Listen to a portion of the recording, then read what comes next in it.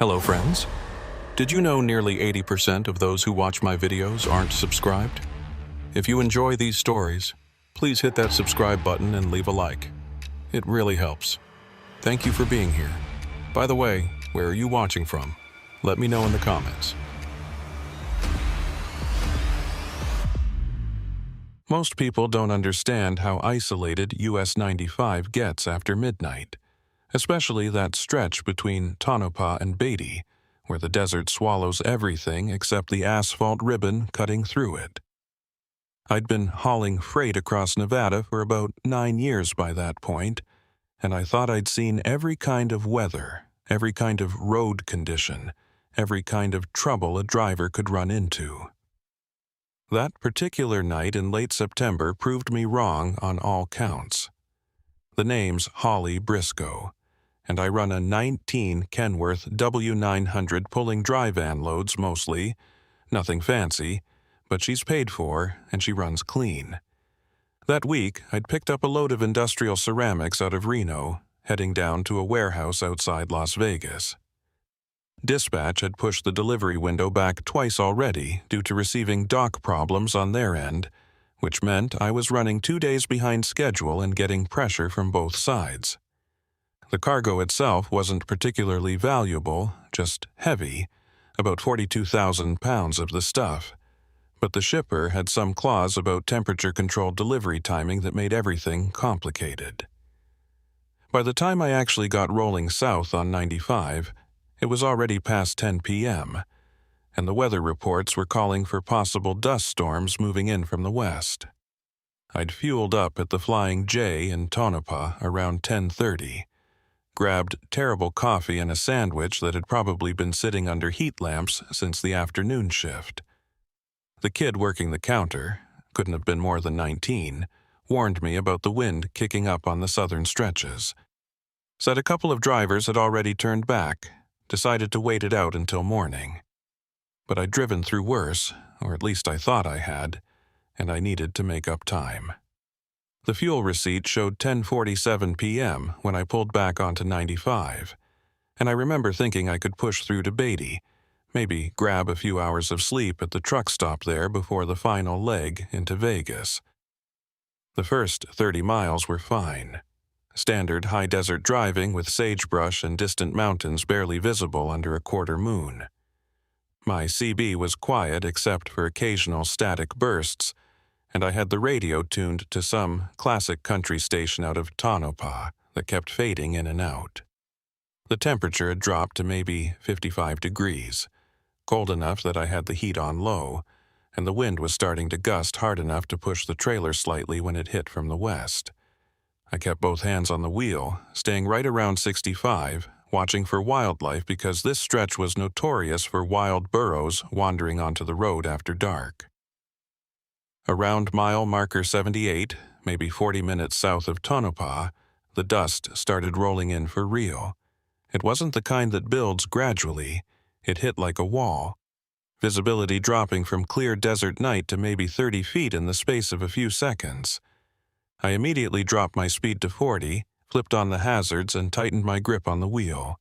The wind was hitting the trailer broadside now, strong enough that I could feel the whole rig wanting to drift into the oncoming lane. There was no traffic, hadn't seen another vehicle in probably 20 miles, which was both a relief and unsettling at the same time. That's when I saw the first set of lights ahead. Not headlights exactly, but the red glow of taillights and clearance markers. Another semi parked on the shoulder with hazards flashing. My initial thought was breakdown, or maybe another driver waiting out the dust storm, which would have been the smart play. As I got closer, maybe 200 yards out, I could make out the shape of a Peterbilt conventional. Looked like a 389 model, dark-colored, pulling a standard 53-foot dry van. The truck was angled slightly, nose pointing toward the highway like it had pulled off in a hurry. I started to ease toward the left lane to give them room, standard courtesy, when I noticed something that made my chest tighten. There were 2 more trucks parked behind the first one, also with hazards on, also angled the same way. 3 semis in a row, all stopped on the shoulder of one of the loneliest highways in Nevada during a dust storm. That wasn't normal trucker behavior. When you stop for weather, you spread out, give each other space. You don't bunch up like that unless you're coordinating something. I grabbed my CB mic, switching to channel 19. "Southbound trucks at mile 78, this is a northbound Kenworth. You guys need assistance?" Nothing but static. I tried channel 9, the emergency frequency. Same result. But I could see my radio was working fine because the power light was on and the squelch was set right. They either weren't monitoring or weren't responding, and both possibilities bothered me. As I drew even with the first truck, maybe 50 feet of separation, I got a better look at the setup. All three rigs were identical. Same make and model Peterbilts, same dark paint that looked black, or maybe deep blue in my headlights, same style of trailers. No company logos visible. No DOT numbers that I could make out through the dust. Nothing identifying at all. The cabs were dark, no interior lights, but I could see silhouettes of drivers still sitting behind the wheels. That's when the first truck's engine fired up. I heard it even over my own diesel in the wind, that distinctive Packard engine note. Then the second truck started. Then the third. All within maybe 5 seconds of each other, perfectly synchronized like they'd been waiting for a signal. My speedometer was showing 42, and I kept it steady, not accelerating yet, trying to figure out what I was seeing. The lead truck's headlights blazed on, high beams cutting through the dust, and it started rolling forward onto the shoulder, picking up speed. It wasn't pulling back onto the highway. It was pacing me on the shoulder, maintaining the same speed, and I watched in my driver's side mirror as the second and third trucks fell in behind it. They were running a convoy on the shoulder, matching my speed exactly, headlights creating this surreal parade of light through the blowing dust. My heart rate kicked up because this wasn't random. This wasn't coincidence. This was deliberate, and I had no idea what they wanted or what they were planning. I pressed the accelerator, pushing my speed up to 50, then 55. The convoy matched me, maintaining that same distance still on the shoulder. The lead truck was maybe 20 feet off my driver's side, close enough that I could see it was a newer model, probably a 2020 or 2021, expensive rig for someone running with no identification. Through the dust, I caught glimpses of the driver, just a dark shape wearing what looked like a baseball cap pulled low, no features visible. The CB crackled to life, making me jump. A voice came through, male, calm, almost casual. "Kenworth driver, you're going to want to slow down and pull over at the next turnout. We need to have a conversation about your cargo." My mouth went dry. The voice didn't threaten, didn't demand, just stated it like a fact, like I didn't have a choice in the matter. I didn't respond, kept my eyes on the road, watching the mile markers tick by. 79, 80, 81. "We know what you're hauling, Holly." The voice came again, using my first name, which sent ice through my veins. "Industrial ceramics, 42,000 pounds, picked up in Reno 3 hours ago. Delivery scheduled for Vegas but running behind. We've been tracking you since you left Tonopah." How did they know my name? How did they know my cargo details? That information should have been secure, locked in the shipping manifest that only dispatch and the receiving warehouse had access to. The convoy was still pacing me, and now I noticed something else that made my situation worse. About a quarter mile ahead, I could see lights, not moving lights, but stationary ones positioned across both lanes. As I got closer, fighting the urge to slam on the brakes or floor it, I realized what I was looking at. 2 more trucks parked nose to nose across the highway, completely blocking both lanes with just enough gap between them that I couldn't squeeze through. They'd set up a roadblock, and the convoy behind me was making sure I couldn't reverse or turn around. The dust was getting worse, wind hammering the trailer so hard I could feel the whole rig shuddering, and I was rapidly running out of road before I'd hit that blockade. The CB crackled again. "Last chance, Holly. Pull over now and we'll keep this simple. Nobody gets hurt. We just need to transfer some items from your trailer to ours. Insurance claim will cover your losses and you drive away. Or you can make this difficult, and trust me, you don't want to see how that plays out." I was doing the math in my head. The blockade was maybe 500 feet ahead now. The convoy was still pacing me on the shoulder. The shoulder itself was gravel and hard pack, but beyond that was desert, rocks, and sagebrush and arroyos that would tear my rig apart if I tried to go off-road. My only options seemed to be stop and deal with whatever these people had planned, or ram the blockade and hope my truck was stronger than theirs. Then I saw it, barely visible through the dust on my right side. An old ranch access road, just 2 dirt tracks leading off into the darkness, probably hadn't been maintained in years. It was my only shot, and I had maybe 10 seconds to decide if I was going to take it. I didn't signal, didn't tap the brakes, just cranked the wheel hard right, and felt every one of those 42,000 pounds shift as the rig lurched off the pavement. The transition from asphalt to dirt was violent, the cab bucking like I'd hit a curb, and I heard something in the trailer shift and crash against the walls. The ranch road, if you could even call it that, was barely wider than my truck. 2 ruts worn into hard desert pan, with a ridge of dead grass and rocks between them scraping against my undercarriage. The headlights showed nothing but darkness and blowing dust ahead. No idea where this road led, or if it would dead end into a wash or canyon that I couldn't see until it was too late. In my mirrors, I caught the convoy's reaction. The lead truck's brake lights flared red, and I could see it swerving, trying to follow me onto the access road but having to slow down because of the angle. The blockade trucks ahead on the highway had already started moving, turning to pursue. But I'd bought myself maybe 30 seconds of distance. The CB exploded with voices now, multiple people shouting coordinates and directions. "He's eastbound on the old Ralston Ranch Road. Cut him off at the junction. Get the Suburban around through Crescent Valley." They had more vehicles than just the trucks. They had this whole operation mapped out with chase cars and alternate routes, and I was heading deeper into their trap without any clue where I was going.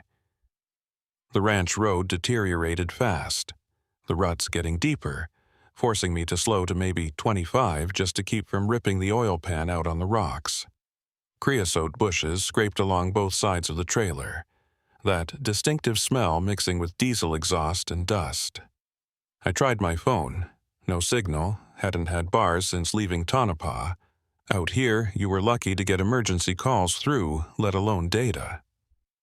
The GPS showed I was heading roughly east, away from the highway, into what looked like empty desert for at least 15 miles before the next paved road, some county route that probably saw 1 vehicle a day, if that.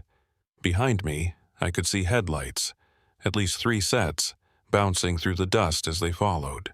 They were gaining because they weren't hauling 40 tons of cargo, could navigate the rough terrain faster than I could. The ranch road started climbing slightly, following the contour of a ridge, and I noticed old fence posts on the right side, rusted barbed wire hanging in loops, remnants of whatever cattle operation had used this land decades ago. The posts were close enough to the road that my trailer was clipping them, metal screeching against metal, each impact sending vibrations through the whole rig. Then the road forked, no signs, just 2 equally bad options splitting off into different directions of darkness. The left fork seemed to descend into what might be a dry creek bed. The right climbed higher up the ridge.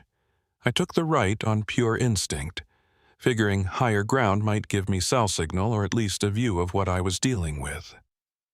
The grade steepened immediately, and I downshifted, feeling the Kenworth's engine roar as it clawed up the incline. The trailer was fishtailing slightly in the loose gravel, rear tandems struggling for traction, and I had to feather the throttle to keep from sliding backwards. At the top of the ridge, the road leveled out, and I got my first real view of the situation. The dust storm had cleared slightly at this elevation, and I could see vehicle lights spread out below me, at least 6 different sets moving in patterns that were clearly coordinated. 3 were following my track up the ridge. 2 more were circling around to the north on what must have been another access road, and 1 was positioned on the county road to the east, blocking my potential escape route. They had me surrounded on 3 sides, and the only direction I hadn't seen lights was south, deeper into the desert where there were no roads at all. The CB crackled again, different voice this time, older, more authoritative. "Holly, you're making this harder than it needs to be. That road you're on dead ends in about 2 miles at an old stock pond. There's nowhere to go. Save yourself the trouble and the damage to your rig, pull over now, and we'll get this done quick." He was probably right about the dead end. These old ranch roads typically led to water sources or loading corrals and then just stopped. But something in his tone made me certain that quick didn't mean they'd let me drive away after. I kept pushing forward, the road now running along the ridgeline, rocky terrain on both sides dropping away into darkness. My headlights caught something ahead that made me ease off the throttle, an old cattle guard spanning the road, the kind made from railroad rails welded together with gaps between them to keep livestock from crossing. The guard looked ancient, rust-covered, and I had no idea if it would support the weight of a loaded semi. But the trucks behind me were maybe a quarter-mile back now, headlights bouncing as they climbed the grade, and I was out of options. I lined up as straight as I could, said a prayer to whatever deity watches over truck drivers, and rolled on to the cattle guard at maybe 15 miles per hour. The sound was apocalyptic, metal grinding and shrieking, the entire frame of the guard bowing downward as my steer axle crossed, then my drive axles, then the trailer tandems. I felt the back end drop and heard something crack, might have been one of the rails breaking. But the momentum carried me across and the trailer tandems bounced up onto solid ground on the other side. I glanced in the mirror just as the first pursuing truck hit the cattle guard, and it didn't fare as well. The guard, already damaged from my crossing, gave way completely under the lighter but faster-moving Peterbilt, one side collapsing and sending the truck lurching sideways, the driver fighting to keep it from rolling. That bought me maybe another minute, but the 2 trucks circling from the north were already appearing on a parallel ridge, their headlights sweeping across the desert, and I could see they were going to intersect my position soon. The road ahead was getting worse, barely visible now. More of a trail than anything, winding between clusters of Joshua trees and volcanic rock formations. My speed was down to maybe 20, and every bounce and jar was telling me this rig was taking damage that would cost thousands to repair, assuming I survived to worry about repair costs. Then I saw the structure ahead, dark against the slightly lighter sky. Looked like an old mine works or processing facility. Concrete foundation and rusted metal framework, probably abandoned since the 1950s, when all these small mining operations went bust. Next to it was exactly what the voice had warned about. A stock pond, just a depression maybe 50 feet across, currently dry, filled with nothing but cracked mud and tumbleweeds. The road ended there, just stopped at the edge of the old mining site with nowhere else to go. I pulled up to the structure and stopped, engine still running, trying to think through my options. The pursuing vehicles were converging. I could see at least 4 sets of headlights now, coming from different directions, boxing me in. They'd be here in maybe 2 minutes. The mining structure was too small to hide the truck, and even if I could, they knew exactly where I was. I grabbed my phone again, still no signal, not even emergency. The CB was alive with chatter. "He's at the Pershing site, got him cornered, bring the equipment." That last part, bring the equipment, sent a chill through me. Whatever they had planned required specific tools, and my mind raced through possibilities, none of them good. They clearly wanted what was in my trailer, but the way they'd organized this whole operation, the roadblocks, the chase vehicles, the coordination, this wasn't just cargo theft. This was professional, practiced, and they'd done it before. I looked at the mining structure again, really studied it this time. The concrete foundation had openings, probably where conveyor belts had run ore from the mine shaft to processing equipment. Some of the openings were big enough to drive a pickup truck through, and the structure itself seemed to be built into the hillside, might have tunnels or shafts behind it. It was a long shot, probably a dead end, but it was the only option I had besides sitting here waiting for them to arrive. I put the Kenworth in gear and started maneuvering toward the largest opening, a concrete arch maybe 12 feet high and 10 feet wide. The approach was rough, chunks of broken concrete and rusted rebar scattered everywhere, but I took it slow, feeling the tires crunch over debris. The opening led into what looked like a loading bay, concrete floor mostly intact, walls on 3 sides and darkness beyond where the roof had partially collapsed. I pulled in as far as I could, maybe 30 feet, until the trailer was completely inside and my cab was just barely sheltered by what remained of the roof structure. I killed the lights but left the engine running, sitting in darkness listening to the diesel idle and my own heartbeat pounding in my ears. Through the gaps in the collapsed roof, I could see the headlights approaching, 3 vehicles pulling up to the stock pond area, stopping in a semicircle. Doors opened, figures emerged, 5 men that I could count, all wearing dark clothing. One of them carrying what looked like a heavy-duty bolt cutter, another holding some kind of electronic device, maybe a tablet or scanner. They spotted my truck immediately, no way to hide a 72-foot-long rig, even in the shadows of the structure.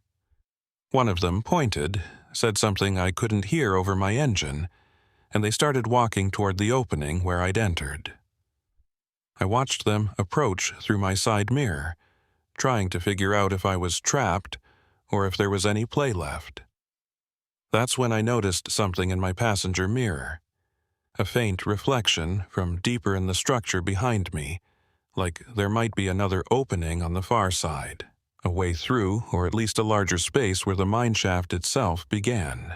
The men were maybe 40 feet from my truck now, spreading out, the one with the bolt cutters heading for my trailer doors while 2 others approached my cab from both sides. The one with the tablet hung back, standing in the headlights of their vehicles, studying his screen. I made a decision that was probably stupid, but felt like my only move. I slammed the transmission into reverse and hit the accelerator. The Kenworth lurched backward, trailer tandems screeching against the concrete floor, and I had maybe 10 feet of clearance before I'd hit whatever was behind me. The men scattered, diving out of the way, and I heard one of them shouting into a radio. I craned my neck, looking through the sleeper berth window trying to see what I was backing into, and caught a glimpse of another opening, wider than I'd hoped, leading into a larger chamber that might have been the main processing area or the mine entrance itself. The trailer cleared the first opening and plunged into total darkness behind me. I was reversing blind now, just hoping I didn't hit a wall or drop into a shaft. The backup alarm was blaring, echoing off unseen walls, and I felt the grade change, sloping downward slightly. Then the trailer jerked to a stop. I'd hit something. But when I looked in the mirror, I realized it wasn't a wall. The trailer had backed into what looked like a tunnel, maybe an old ore cart railway, and it was just barely wide enough to accommodate the width of my trailer. I couldn't go any further back, but I also couldn't pull forward without running over the men who were now recovering from their dive and getting back to their feet. I was stuck, pinned in this concrete structure with no good options, and people who clearly didn't have my best interests in mind closing in from the front. The one with the tablet was talking into his radio again, and within seconds I heard more engines approaching. The chase vehicles that had been cut off by the collapsed cattle guard had found another route and were arriving now. The voice on the CB came through one more time. "Holly, you've got about 30 seconds before we come in there and pull you out. Last chance to do this the easy way." I sat there in the darkness of that mining structure, engine idling, watching 5 men position themselves around the entrance while more headlights appeared in the distance. My hands were shaking on the wheel, not from fear exactly, but from the adrenaline dump of the last 20 minutes. I'd been in tight spots before, blown tires on mountain passes, black ice near Donner Summit, even a brake failure coming down the Grapevine. But those were mechanical problems with mechanical solutions. This was different. These were people with a plan, and I was the obstacle they needed to remove. I grabbed the CB mic, keyed it, and spoke for the first time since this whole thing started. "You want to tell me what's really in my trailer? Because I loaded industrial ceramics in Reno, standard freight, nothing worth this kind of effort." The response came back almost immediately, that same authoritative voice from before. "You don't need to know what's in there, Holly. You just need to understand that your company uses your trucks for special deliveries sometimes. Deliveries the regular drivers don't know about. You picked up the wrong load, and now we need to correct that mistake." That statement hit me like cold water. Special deliveries. My company, Silver State Freight, had been running routes across Nevada for 30 years. Family-owned operation, always seemed legitimate. But I'd heard rumors, every trucker has, about companies that moved other things besides what was on the manifest. Drugs, weapons, cash, anything that needed to disappear into the transportation network. I'd always figured Silver State was clean, but now I was wondering if I'd been the clean face for dirty work all along. The man with the tablet was walking closer now, holding his screen up like he was scanning my trailer. He stopped maybe 20 feet from my cab, studied whatever readout he was getting, and nodded to the others. "It's definitely this one, signature matches. Get the doors open and verify the interior load." 2 men moved toward the back of my trailer, the one with bolt cutters already working on my seal lock. I heard the metal snap, then the sound of the trailer doors swinging open. There was silence for maybe 10 seconds. Then one of them shouted, "It's here! Same configuration as the manifest photo. 3rd pallet from the front." 3rd pallet. I thought about my load, how it had been arranged at the warehouse. The ceramics were packed on standard wooden pallets, shrink-wrapped. Nothing remarkable about any of them. But the 3rd pallet, I remembered now, had been loaded last, after the warehouse supervisor had made a phone call and stepped away for 15 minutes. When he came back, a forklift operator I didn't recognize brought that final pallet out, and the supervisor personally verified its position in the trailer before sealing the doors. At the time, I'd thought nothing of it, just standard loading procedure. Now, it made terrible sense. The CB crackled again. "Holly, we're taking 1 pallet, that's all. You can report it stolen, file your insurance claim, nobody gets hurt. You drive back to Vegas with the rest of your load, tell them you got hijacked on 95, and everyone moves on." He made it sound reasonable, almost friendly, like this was just business. But I'd seen their faces, or at least the shapes of them in the headlights. I'd heard their voices on the CB. They couldn't let me go knowing what I knew, even if I didn't fully understand what I knew. I watched in my mirrors as they started working on extracting the pallet. One of them had backed a pickup truck, looked like a heavy-duty Ram 3500, up to my trailer doors. They were using a portable hydraulic lift, the kind landscapers use to lower the pallet from my trailer bed to the pickups. Professional equipment, professional execution. These weren't amateur thieves. The whole operation was taking maybe 5 minutes, and I could see the pallet now as they maneuvered it. Same shrink-wrapped ceramics as the others, nothing visibly different about it. Then I saw what made it special. As they tilted the pallet to get it onto the lift, one corner of the shrink wrap tore slightly, and I caught a glimpse of what was underneath the top layer of ceramic boxes.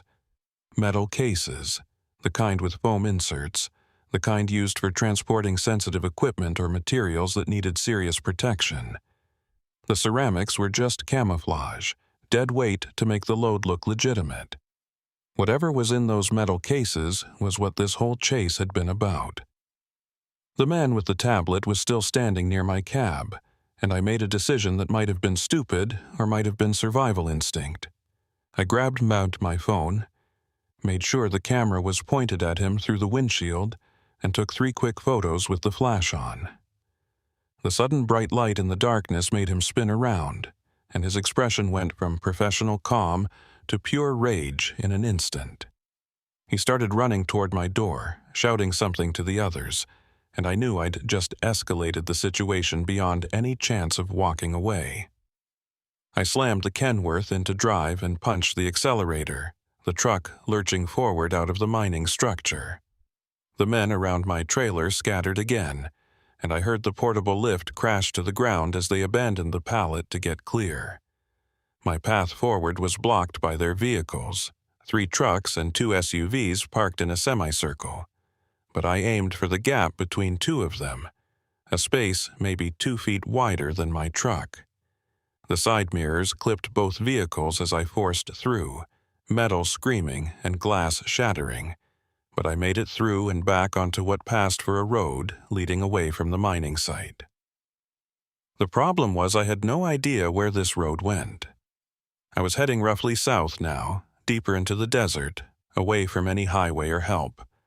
Behind me, I could hear engines starting, shouts, the whole operation pivoting from controlled extraction to angry pursuit. My headlights showed nothing but sagebrush and rocks ahead, the trail barely visible, and my speed was maybe 30 miles per hour over terrain that wanted to shake the fillings out of my teeth. The trailer was fishtailing constantly, and I could hear things breaking loose inside, the remaining pallets shifting and crashing against the walls. The CB came alive with a different voice now, younger, angrier. "That was a mistake, driver. Now we've got to do this the hard way. You just made this personal." I didn't respond, focused on keeping the truck moving forward, watching for washouts or drop-offs that would end this chase permanently. My mirrors showed headlights spreading out behind me. At least 5 vehicles now, and they were faster than I was on this terrain. The gap was closing. I'd been driving for maybe 10 minutes when the road started climbing again, switchbacks carved into the side of what looked like a larger ridge or small mountain. The grade was steep enough that I had to drop into a lower gear, the engine roaring as it pulled the load upward.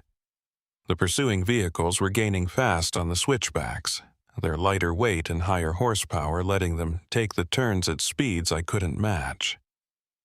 I watched the lead vehicle, one of the Peterbilts, come around a turn maybe 200 yards behind me, and I knew I had maybe another minute before they caught up.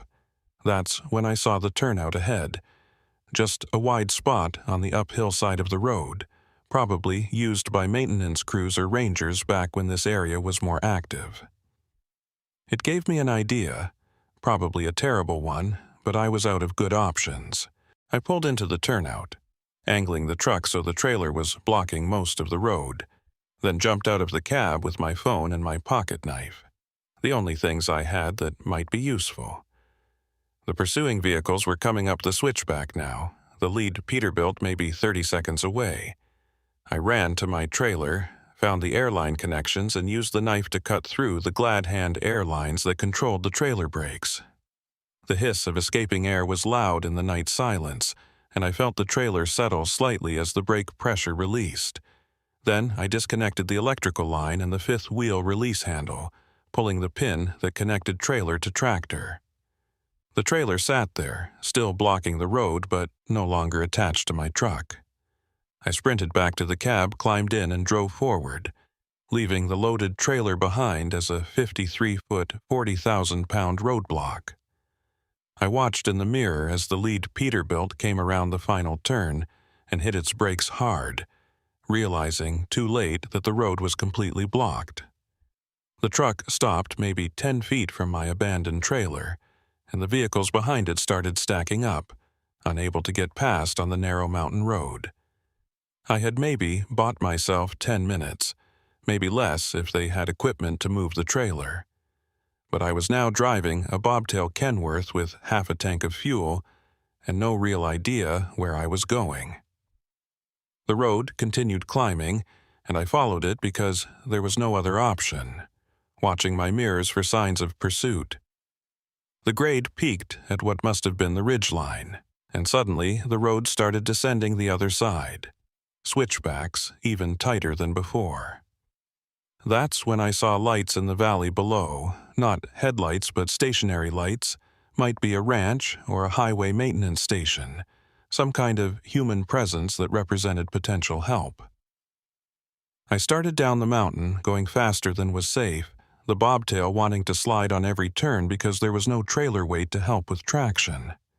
My phone buzzed, and I glanced at the screen, seeing one bar of signal appear for the first time in over an hour. I grabbed the phone, tried to dial 911, but the signal dropped before it connected. Tried again. Same result. The third time, it rang twice before a dispatcher answered. 911, what's your emergency? I was talking fast, probably not making complete sense, trying to explain about being chased, about cargo theft, about needing help, but I could hear the confusion in her voice. She was asking for my location, and I had no idea what to tell her except that I was somewhere in the desert south of Highway 95, east of Beatty maybe, on an old mining road. She said she'd dispatch Nevada Highway Patrol to the area, but it might take 30 to 45 minutes to get units out there, and she needed me to stay on the line if possible. I kept the call connected, putting the phone on speaker and setting it on the dash. Behind me, I could see headlights appearing at the top of the ridge. They'd somehow gotten past my trailer, maybe just pushed it off the side of the road with one of their bigger trucks. They were coming again. The lights in the valley were getting closer, and I could make out more detail now. It was definitely some kind of facility, several buildings arranged in a compound with security lights on poles, a couple of vehicles parked outside.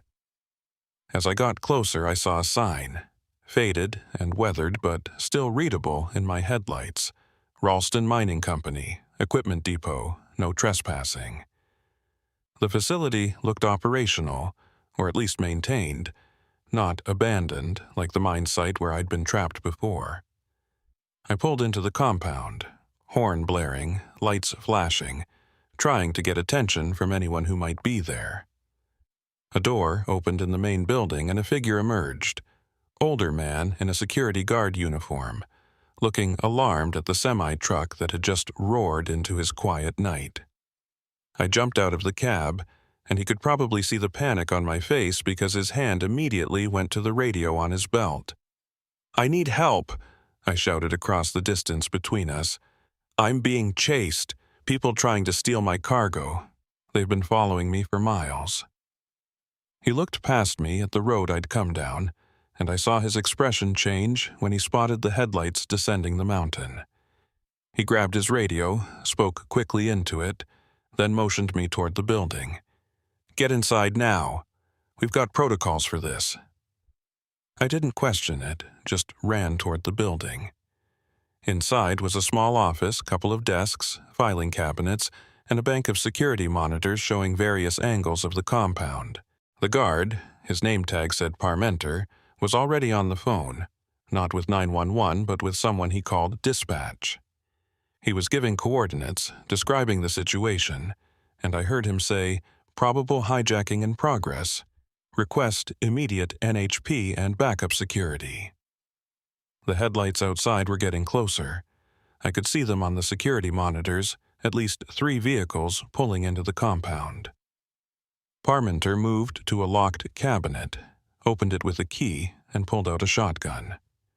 "Standard security equipment for remote sites," he said, seeing my expression. "We get copper thieves, vandals, sometimes worse. This qualifies as worse." The vehicles stopped outside, and I watched on the monitors as doors opened and men got out. I recognized some of them from the mining site, including the one who'd had the tablet. They were conferring, pointing at my bobtail Kenworth, then at the building where Parmenter and I had taken shelter. The man with the tablet pulled out a phone, made a call, and I saw his mouth moving but couldn't hear what he was saying. Parmenter was watching them too, shotgun held ready but not aimed at anyone yet. "They're deciding if it's worth it," he said quietly. "They've got maybe 15 minutes before NHP arrives, probably less. Question is whether they think they can get what they want and get out in that time." I was about to respond when the CB radio in my truck, still visible through the window, crackled to life loud enough that we could hear it through the walls. That authoritative voice again.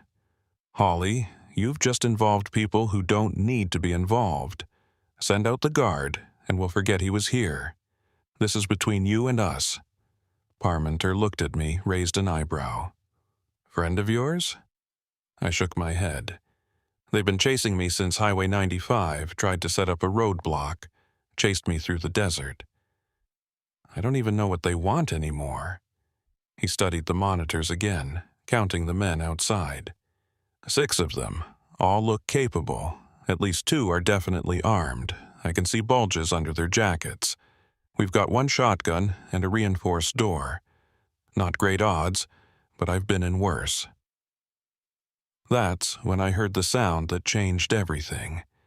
Sirens, still distant but getting closer.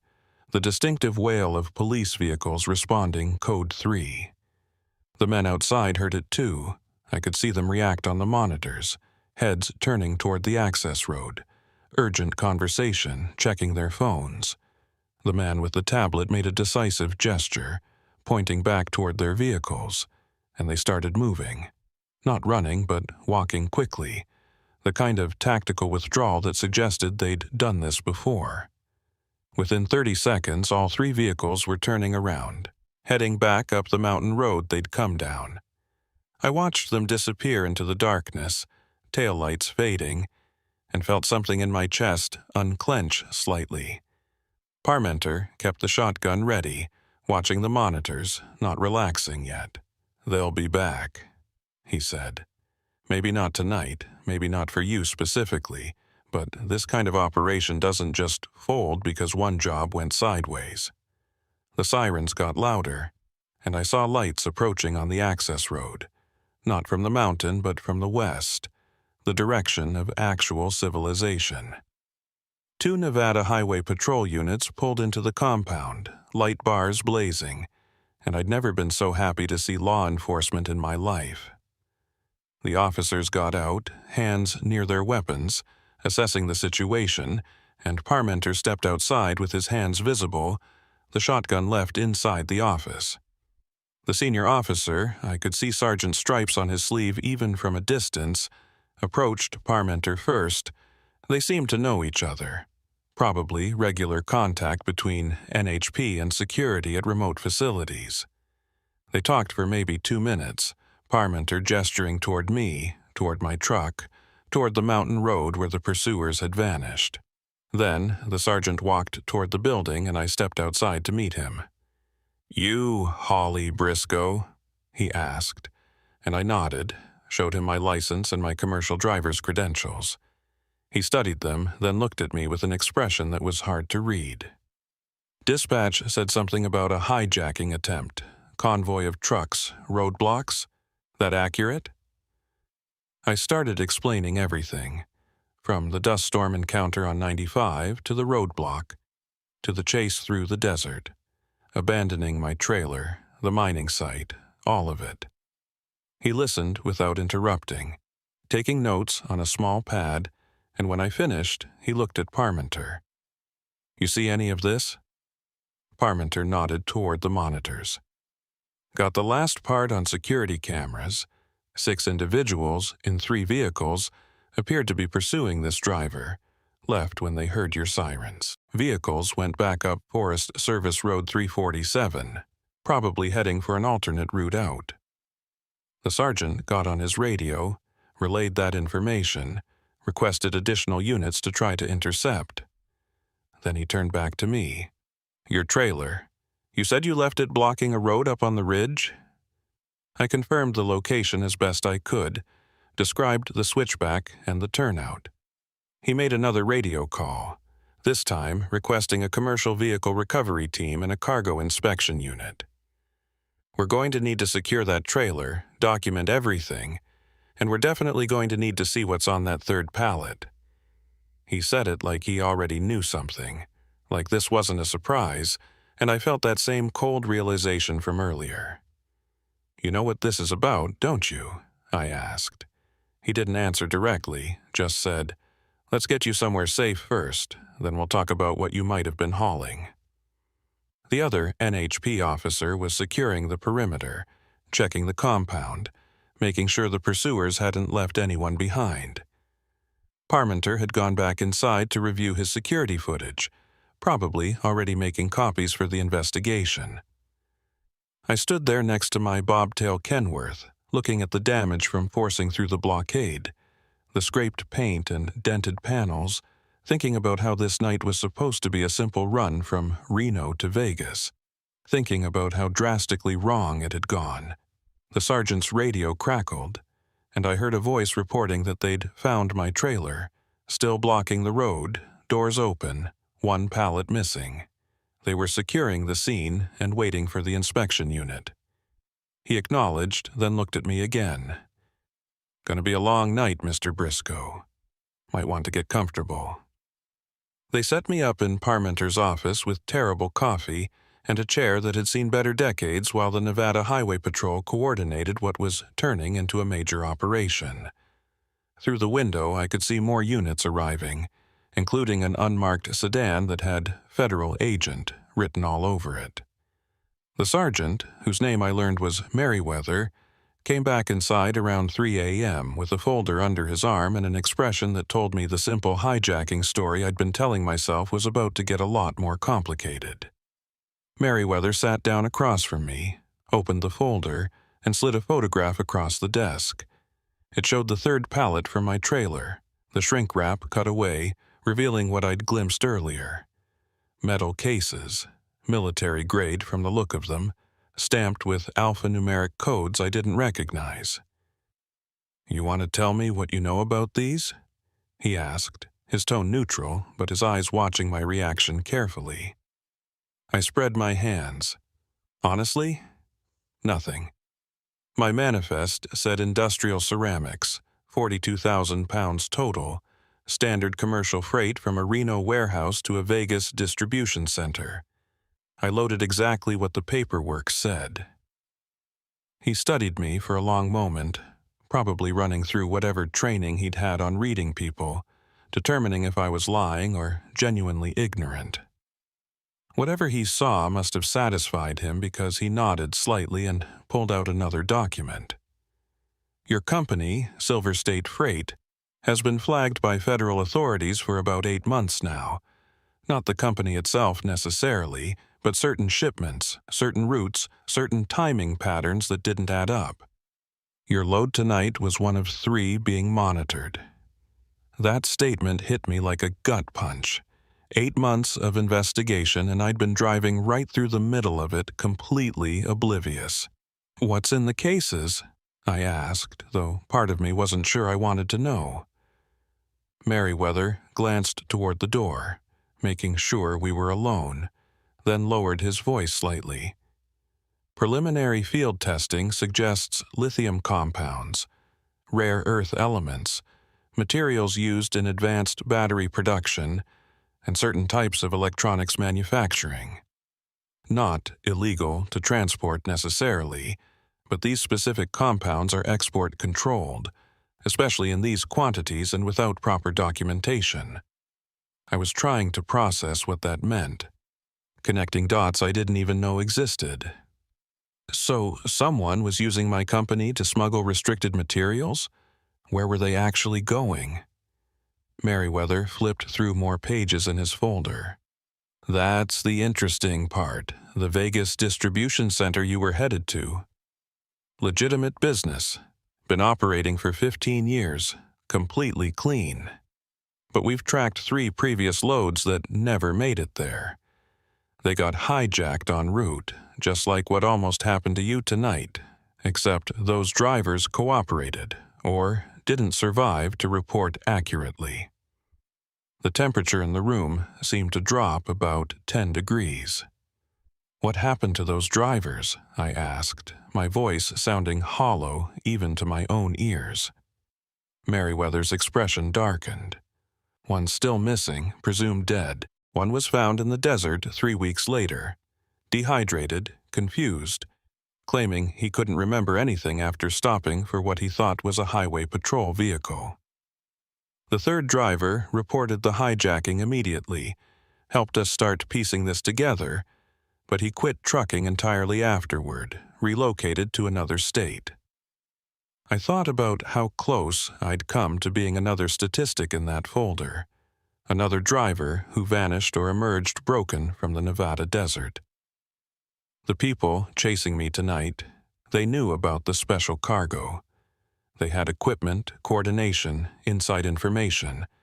This wasn't just opportunistic theft. Merriweather nodded. "We've been trying to identify the organization for months. Your encounter tonight, the photos you took, the pursuit route, it's more evidence than we've collected in all the previous incidents combined. That's why the federal agent is here. This goes beyond state jurisdiction now." As if on cue, there was a knock on the door, and a woman entered, mid-40s, dark suit, federal credentials already in her hand. "Mr. Briscoe, I'm Special Agent Keller, FBI. I need to ask you some detailed questions about tonight's events and about your employment with Silver State Freight." She didn't sit down, just stood there with a recorder in her other hand, and I realized this wasn't going to be a casual conversation. For the next 2 hours, I went through everything again, but this time with a level of detail I hadn't even known I'd observed. Agent Keller wanted descriptions of every vehicle, every person, every word spoken on the CB, the exact location of every turn I'd made through the desert. She was particularly interested in the man with the tablet, the one I'd photographed, and she had me go through my phone's photos with enhancement software, zooming in on reflections in my windshield, background details, anything that might provide identification. One image, enhanced and adjusted, showed a partial license plate on one of the Peterbilt's, Nevada commercial plates, and I watched Keller immediately send it to someone via encrypted message.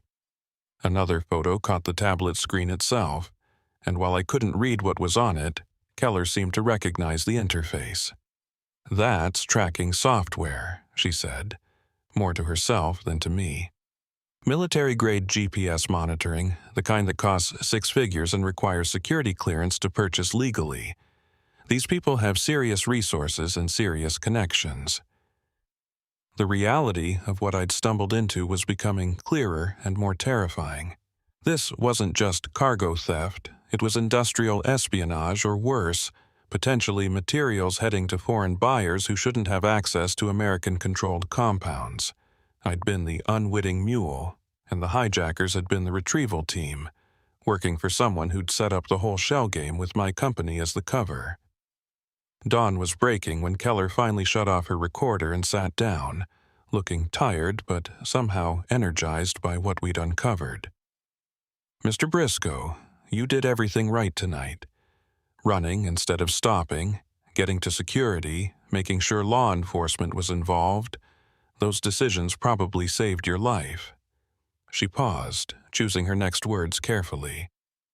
"But I need you to understand that the people behind this operation are still out there, and they now know you're a witness, a complication they didn't plan for." The implication was clear, and my stomach tightened. "You're saying I'm in danger even now?" Keller exchanged a glance with Merriweather, and he took over the explanation. "We're going to have NHP maintain a presence at your residence for the next few weeks. Plain clothes units, nothing obvious that would alarm your neighbors. And we'd recommend you take some time off from driving, at least until we make arrests and neutralize the immediate threat. Take time off. Simple words that meant my income stopped, my routine shattered, my sense of security permanently altered. But the alternative, continuing to drive routes while looking over my shoulder, wondering if every car in my mirrors was surveillance or threat, that wasn't viable either. "What about Silver State Freight?" I asked. "Are they involved knowingly, or were they being used?" Agent Keller pulled out another folder, this one thicker. "That's still under investigation. Initial evidence suggests your dispatcher, a man named Gerald Vickers, may have been facilitating the special loads without full company knowledge. He's been interviewed and is cooperating, but there are others in the organization we're still examining. For now, consider yourself on administrative leave, with full cooperation from Silver State's ownership. Administrative leave, cooperating witness. Federal investigation." Terms I'd never expected to apply to my life as a simple freight hauler. I thought about my wife, about how I'd explain this when I got home, about whether I'd ever feel safe driving 95 again, or any other lonely highway where trouble could be waiting around the next curve. Parmenter appeared in the doorway with fresh coffee, and I realized he'd been up all night too, managing his own part of this situation. "They're ready to tow your bobtail back to the impound yard," he said. "Trailers being transported separately under federal custody. You'll need to sign some release forms." I followed him out into the compound where the sun was painting the desert in shades of orange and pink, beautiful and indifferent to the human drama that had played out in its darkness. My Kenworth sat there looking battered, paint scraped, mirrors cracked, mud and desert debris coating the undercarriage. She'd gotten me through, though, performed exactly as needed when everything went sideways. A tow truck was backing up to her, professional setup with a boom and straps, and I felt a strange sense of loss watching them prepare to haul her away. That truck had been my office, my sanctuary, my livelihood for 3 years, and now it was evidence in a federal investigation. Merriweather came over with a business card and a manila envelope. "Your personal effects from the cab, your logbook, your permits, everything that's not evidence. Card has my direct number and Agent Keller's contact info. You think of anything else, no matter how small, you call immediately." I took both, the envelope heavier than expected, and realized it contained my life on the road, reduced to a collection of papers and personal items. "What happens now?" I asked, watching the tow truck lift my Kenworth's front axle off the ground. Merriweather looked out at the desert, at the mountain road where I'd been chased just hours ago. "Now we follow the evidence, track down the organization, try to prevent the next shipment from disappearing. You did good work tonight, Holly, whether you meant to or not." Testimony from a driver who actually escaped, who documented the operation, that's going to be crucial in building the case. A NHP unit pulled up to give me a ride back to civilization, back to Tonopah where I could get a rental car and drive home to face whatever came next. As I climbed into the back seat, I looked one more time at the mining facility, at Parmenter standing in his office doorway, at the mountains where I'd abandoned my trailer and run for my life. The desert looked peaceful now in the morning light, giving no indication of the violence and desperation it had witnessed in the darkness. The drive back to Tonopah took 45 minutes, the officer making small talk about weather and road conditions, carefully avoiding the topic of what I'd just been through. My phone, silent for hours in the dead zones, suddenly came alive with messages as we hit civilization. My wife, worried because I hadn't checked in. My dispatcher, terse message about situation awareness. 3 calls from numbers I didn't recognize, probably federal investigators or company lawyers.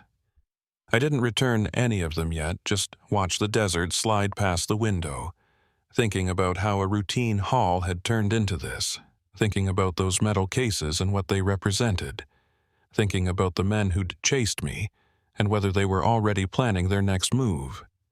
The officer dropped me at a car rental place in Tonopah, handed me another business card, victim services coordinator, and told me someone would be in touch about witness protection protocols if they became necessary.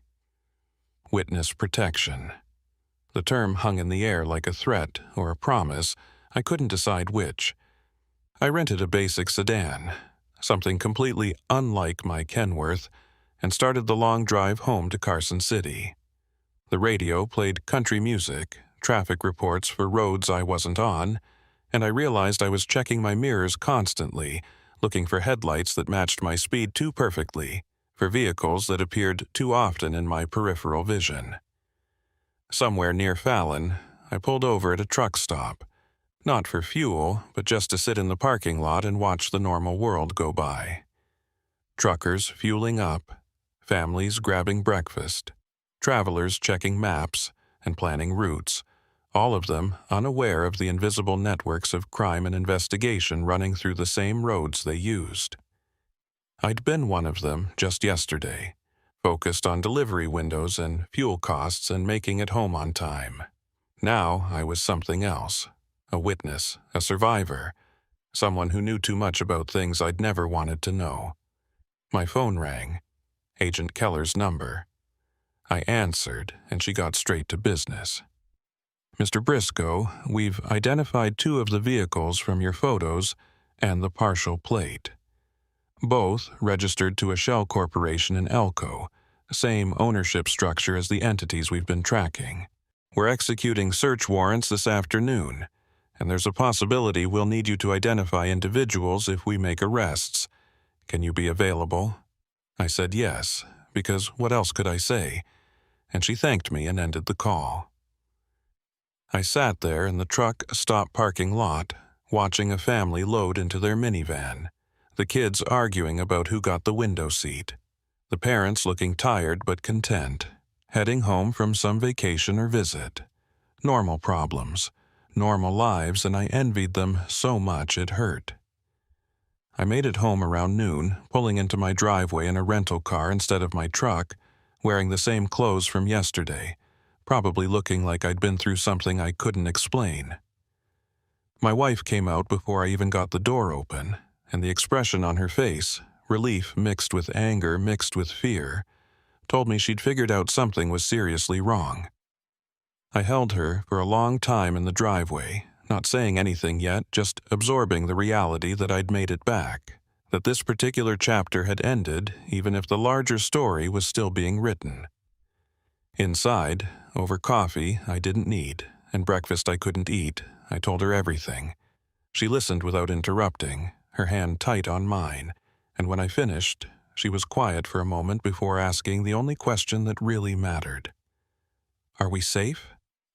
I wanted to say yes, wanted to promise that the federal agents and the highway patrol and all the law enforcement resources being deployed would keep us protected. But I'd seen those men in the desert, seen their coordination and their determination, and I knew that safety was relative now, something that would have to be earned or defended, not assumed. We're doing everything right, I finally answered. Cooperating, staying alert, letting the professionals handle it. That's all we can do.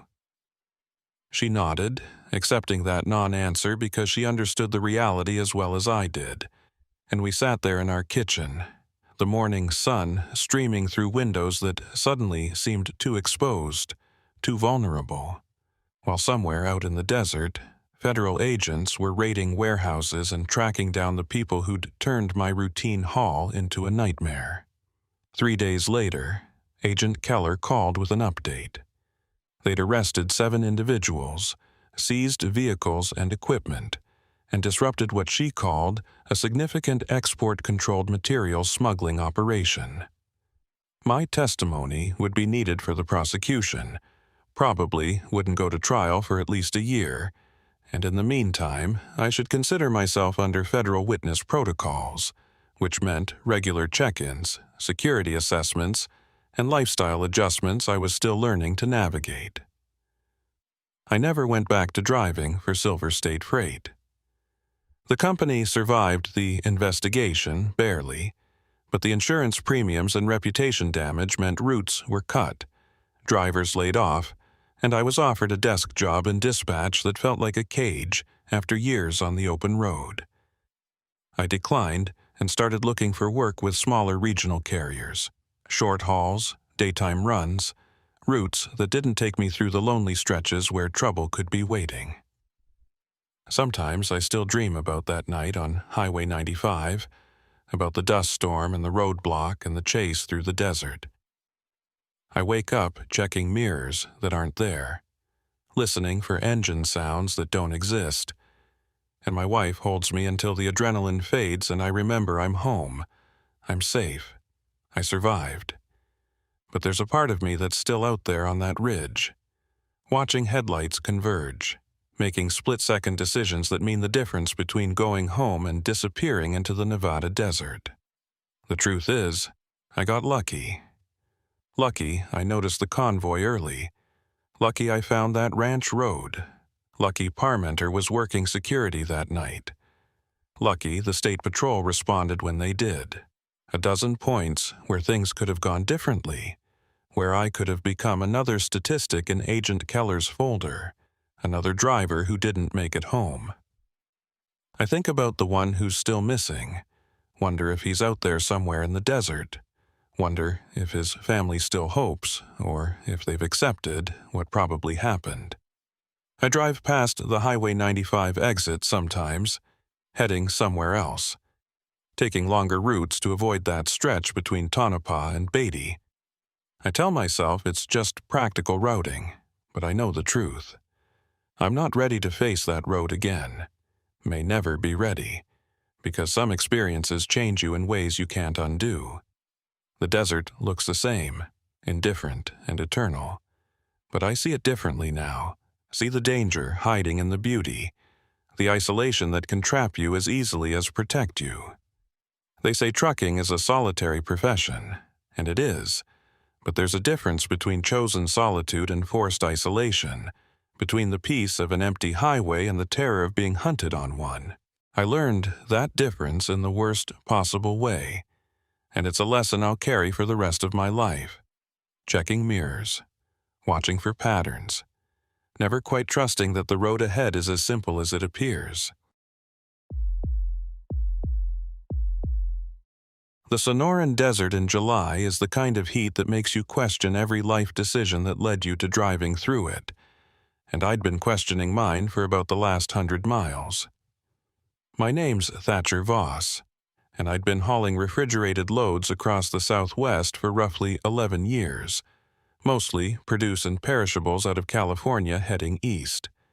That particular week in mid-July, I was running a load of organic vegetables from Salinas to a distribution hub outside Phoenix, standard reefer haul that I'd done variations of maybe 40 times before. The route was straightforward, I-8 east through Yuma, then north on I-10. Nothing complicated about it except the temperature that was pushing 116 degrees, even after sunset. I'd left Yuma around 7 p.m., planning to drive through the night when it was cooler and traffic was lighter, fuel up in Gila Bend, then push through to Phoenix by morning. My reefer unit had been running perfectly when I did my pre-trip inspection, maintaining a solid 36 degrees for the lettuce and broccoli and whatever else was packed in those crates.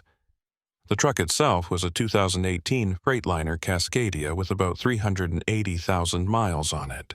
Well-maintained, company truck that had never given me serious trouble. I remember thinking as I merged onto I-8 that this was going to be one of those boring, uneventful runs where the biggest challenge was staying awake. The first sign something was off came around mile marker 55, maybe 30 miles west of Gila Bend, when I noticed the reefer unit's temperature gauge creeping up.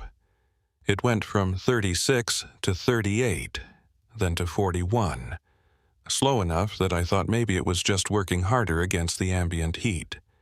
But when it hit 45 degrees, I knew I had a problem. I'd been monitoring my engine temperature too, and that's when I saw the needle climbing into the red zone. Coolant temp way higher than it should be even in desert heat. I immediately started looking for a place to pull over, but this stretch of I-8 is nothing but creosote flats and distant mountains. No services, no pull-offs wide enough for a semi, just the shoulder and the desert. I managed to nurse it another 3 miles before the engine temperature hit critical, and I had no choice but to pull onto the shoulder and shut down. The moment I killed the engine, I could hear the reefer unit struggling, that labored sound of a compressor working against a failing system. I grabbed my flashlight and climbed out into heat that hit me like a physical wall. Even at 8:30 at night, the air temperature had to be over 100 degrees. I popped the hood and immediately saw the problem. Coolant pooling underneath. Steam rising from somewhere in the engine bay, and when I traced the leak, I found a split radiator hose, the kind of failure that happens when rubber gets old and heat-stressed and finally gives up. I had a spare hose in my toolkit. Every driver carries basics, but when I pulled it out and compared it to the failed one, I realized I'd grabbed the wrong size at my last supply stop. The spare was for my previous truck, different engine configuration, wouldn't fit no matter how much I forced it. I was stranded on I-8 with a load of organic produce that was currently sitting at 52 degrees and climbing, a dead engine, and the nearest service was Gila Bend, too far to walk and too far to tow without serious expense that my company would have questions about. I tried my phone first, dispatch number, but the call kept dropping. Signal out here was terrible, maybe 1 bar if I was lucky. I walked up and down the shoulder trying to find a sweet spot where the signal might be stronger, but it was useless. The CB radio was my next option, and I climbed back in the cab, switched it on, and started calling out on Channel 19. "This is eastbound Freightliner at mile marker 58, broken down, need assistance. Anyone copy?" Static for about 30 seconds, then a voice came through, female, calm, and professional. "Eastbound Freightliner, this is Mobile Repair Unit. What's your situation?" I explained the radiator hose, the reefer unit, warming up, the load that was time-sensitive. The voice responded almost immediately. "Copy that. I'm actually about 15 miles west of Gila Bend, heading your direction. Can be there in maybe 20 minutes. I carry common hoses, should be able to get you fixed and back on the road." It seemed too good to be true. A mobile repair unit just happening to be in the area, but I'd heard of independent mechanics who worked the I-8 corridor, servicing stranded truckers for cash, usually charging a premium but getting you moving faster than waiting for official road service. I gave her my exact location, mile marker and direction, and she confirmed she'd be there soon. I spent the waiting time checking the reefer unit, which was now showing 61 degrees and still climbing. At this rate, I had maybe 2 hours before the produce started getting compromised, and my company had strict protocols about temperature excursions.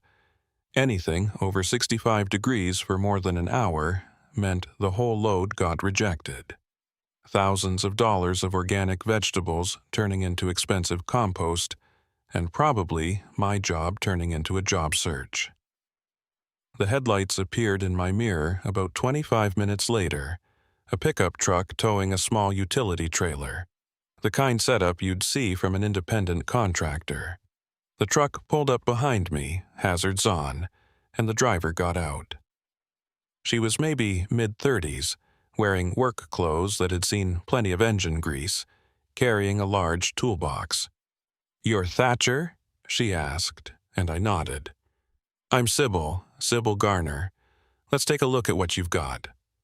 Her voice was the same one from the CB, and something about her directness put me slightly at ease.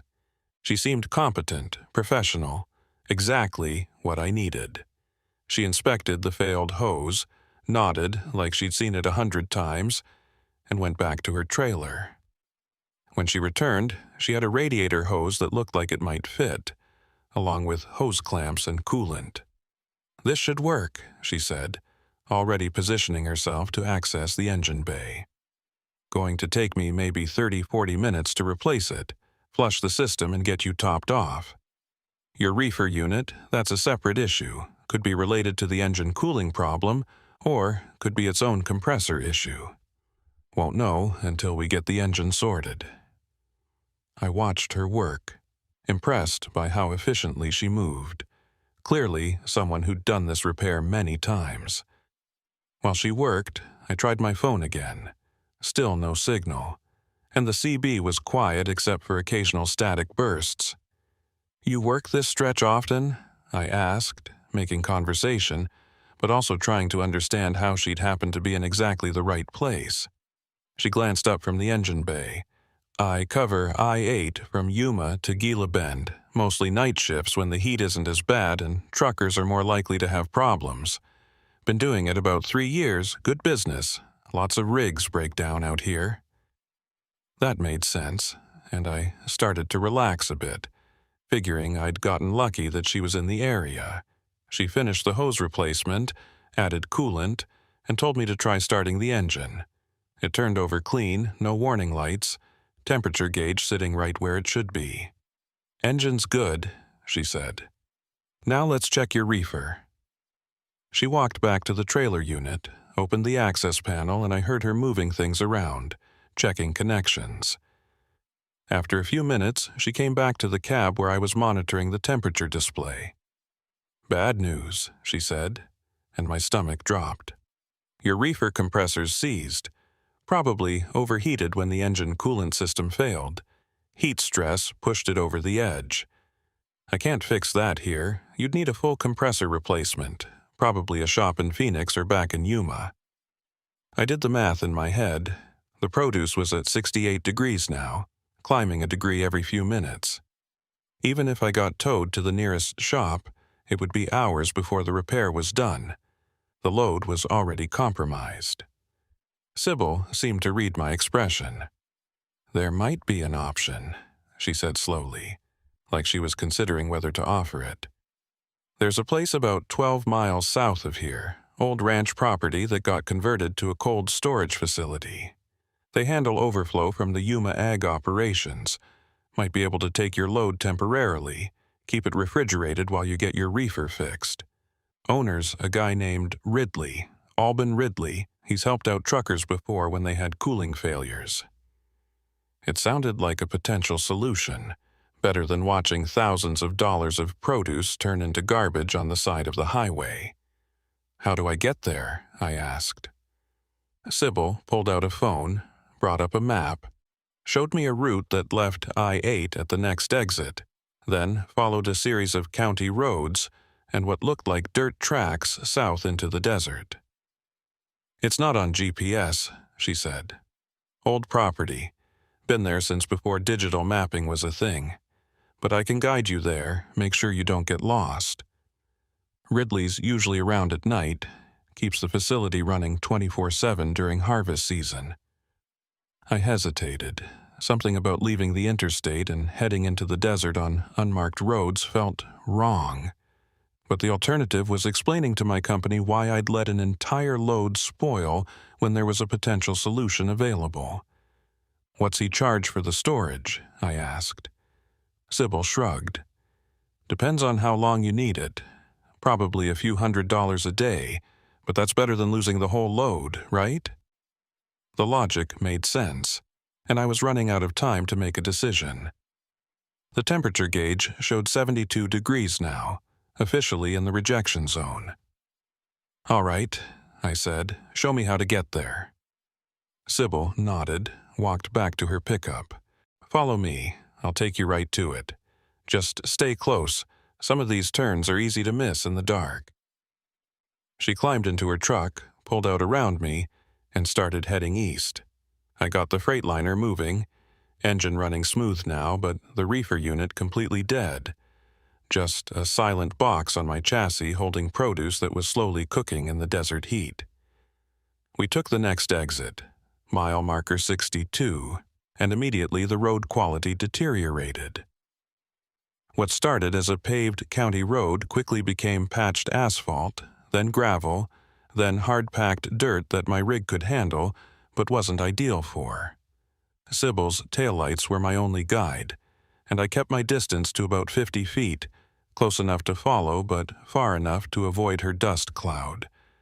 The headlights showed nothing but desert on both sides, saguaro cacti standing like sentinels, creosote bushes, and the occasional palo verde tree. We'd been driving for maybe 15 minutes when I started noticing things that didn't add up. The road we were on was getting narrower, barely wide enough for my truck, and there were no signs, no markers, nothing indicating this was a route to any kind of commercial facility. I tried the CB, calling out to Sybil, "Hey, how much further to this cold storage place?" Her response came back slightly distorted. "Just another few miles. The property's set back from the main roads. Owner likes his privacy." Privacy for a cold storage facility that supposedly handled commercial overflow didn't make much sense, but I'd committed to this route now, and turning around on this narrow track with a 53-foot trailer would be nearly impossible. I kept following, watching the odometer tick off miles, 12 miles from the interstate becoming 15, then 17. The terrain was getting rougher, too, the road climbing slightly into rocky hills, and I had to drop my speed to maybe 15 miles per hour to avoid damaging the suspension. That's when Sybil's brake lights came on, and she pulled to the side of the road. I stopped behind her, put on my parking brake, and watched as she got out of her truck and walked back toward my cab. When she got close enough to see in my headlights, I noticed something that made my chest tighten. She was carrying something in her right hand, partially concealed behind her leg, but the shape was unmistakable even in the shadows. A crowbar, the heavy kind used for forcing things open, and she was gripping it like she knew how to use it. I hit the door lock button, that reassuring thunk of the mechanism engaging, and grabbed my phone. Still no signal. Completely dead out here. Sybil stopped about 10 feet from my cab, and when she spoke, her voice had changed, no longer professional and helpful, now flat and cold. "Thatcher, you're going to want to step out of the truck. We need to have a conversation about your load and about making some adjustments to your delivery schedule." I kept both hands visible on the steering wheel, trying to project calm while my mind raced through options. The crowbar in Sybil's hand caught the reflection of my headlights, and I could see her stance had changed too, weight forward, ready for confrontation. Through the windshield, I spoke loud enough for her to hear. "I'm not opening this door. Whatever you think you're doing, this isn't going to work. My company tracks every truck with GPS. They know exactly where I am." Her laugh was short and bitter. "Your company's GPS shows you pulled off at mile marker 62 due to mechanical failure, which is accurate. And these back roads, they don't exist on most tracking systems, too remote, too old. We've got maybe 2 hours before anyone notices you're not moving toward Gila Bend." She shifted the crowbar to her other hand, casual, like she was just holding a walking stick. "But we're not going to need 2 hours. This can be simple, Thatcher. We transfer your load to another truck, you file a hijacking report, insurance covers your company's loss, and you drive away with a story to tell. Nobody gets hurt." The way she said it, like she'd given this speech before, like this was a rehearsed operation, sent ice through my veins despite the desert heat still radiating from the ground. I glanced at my mirrors, looking for any sign of other vehicles or lights, but there was nothing except darkness and the silhouettes of saguaros against the stars. My engine was still running. Technically, I could try to maneuver around her truck, but the road was barely wide enough for one semi, and I had no idea what was ahead or how far this track went before it became completely impassable. "Where's this cold storage facility you mentioned?" I asked, stalling for time, trying to understand the full scope of whatever trap I'd driven into. Sybil's expression didn't change. "There is no facility, Thatcher. That was just a story to get you off the interstate and onto roads where we have control. The ranch property exists, belongs to my partner, but it's not processing ag overflow. It's a transfer point for loads we've been acquiring from drivers who found themselves in situations just like yours.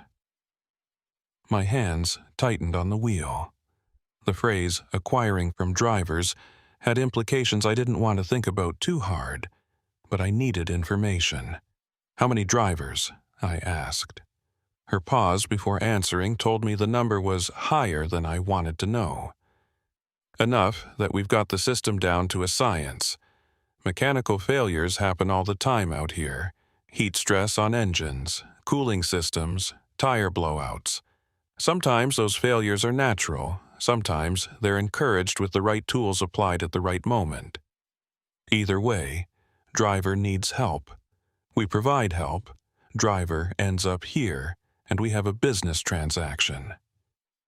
That statement hit me like a punch.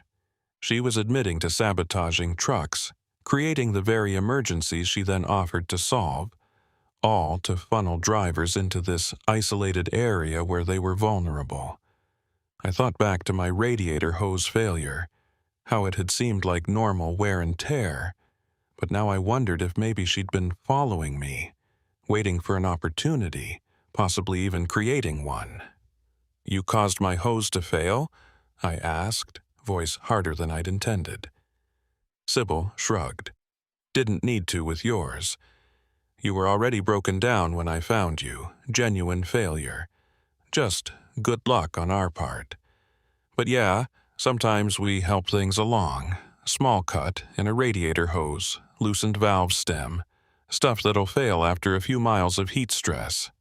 Drivers never suspect because it looks natural." She took a step closer to my truck. "Now, you've got a choice.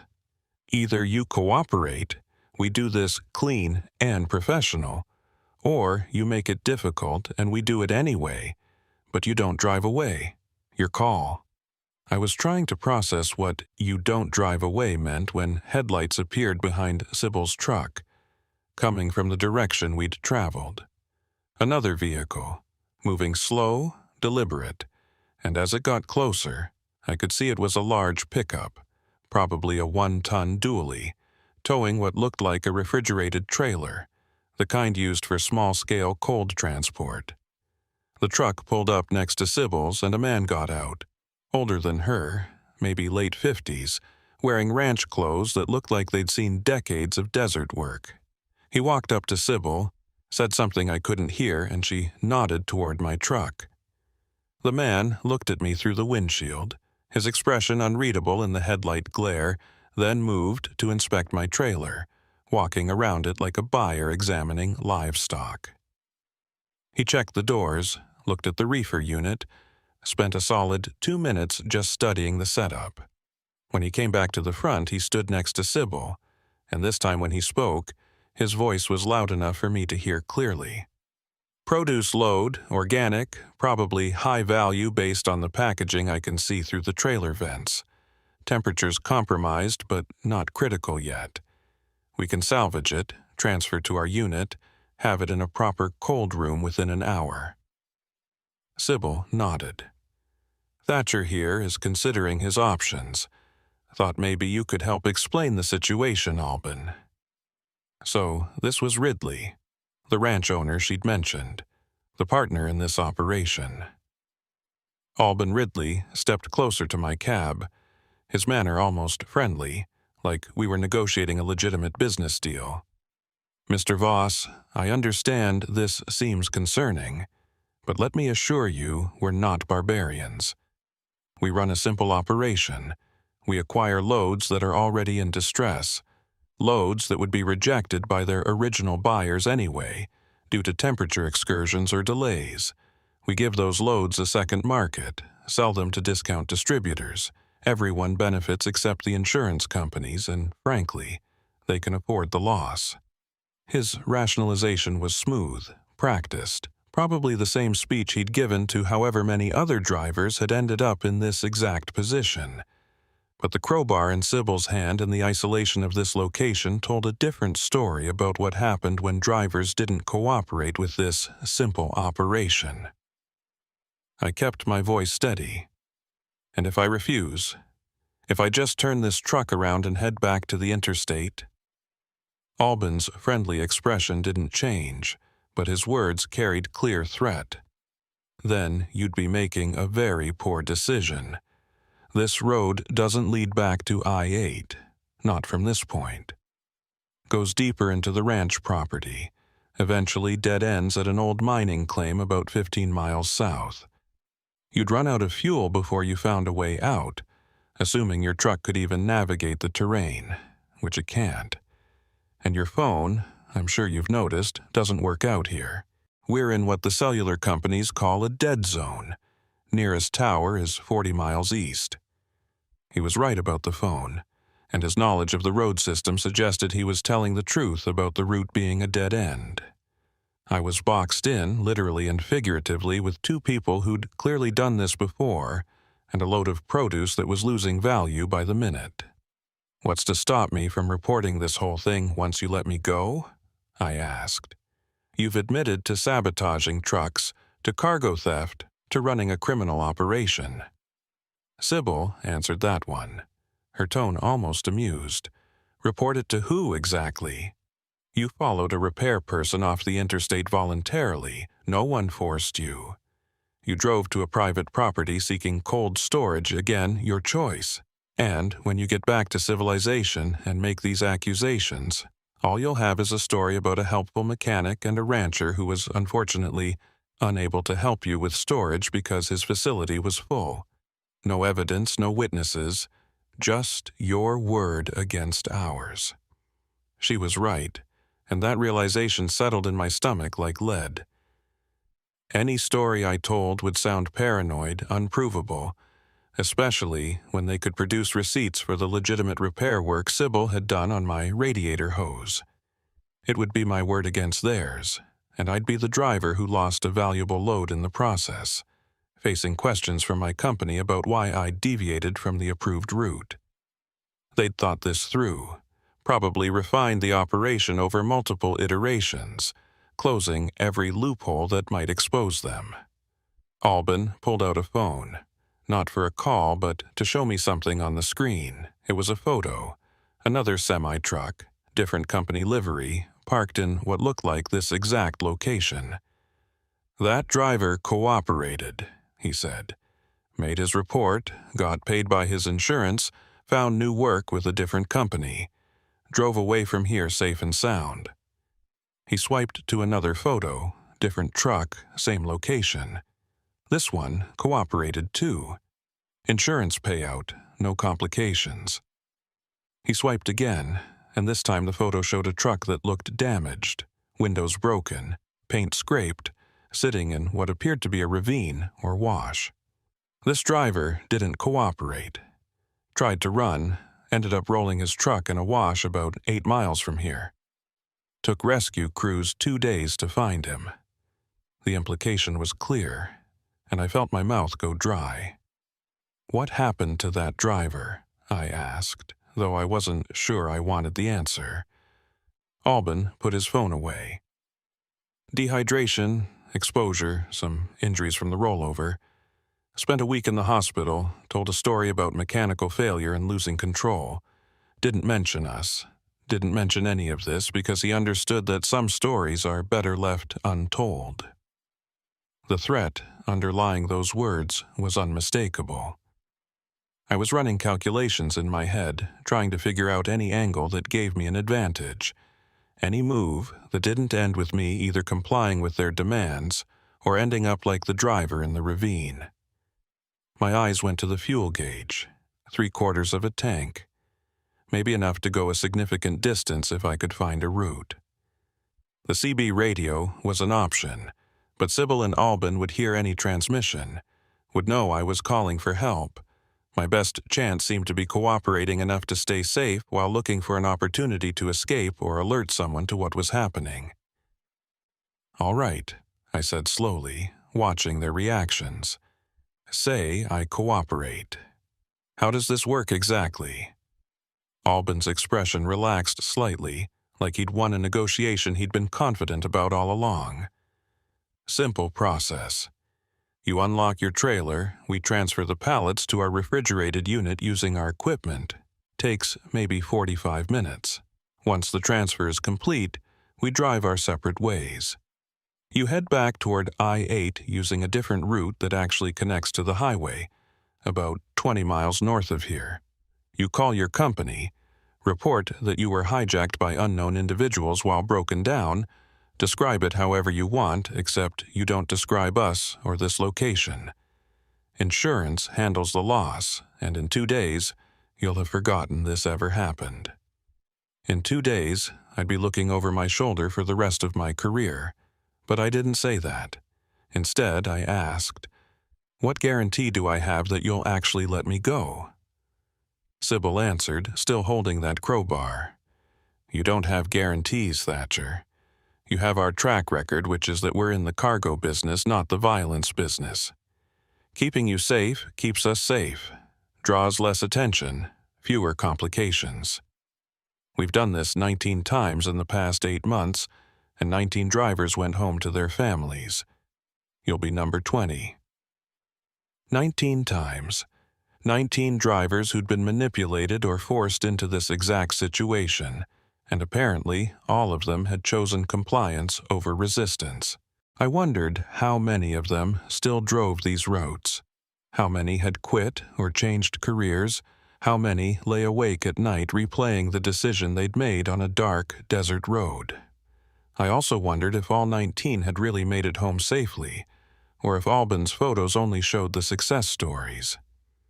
My hand moved toward the door lock, hovering over the button, every instinct screaming at me not to give up the one barrier between me and them.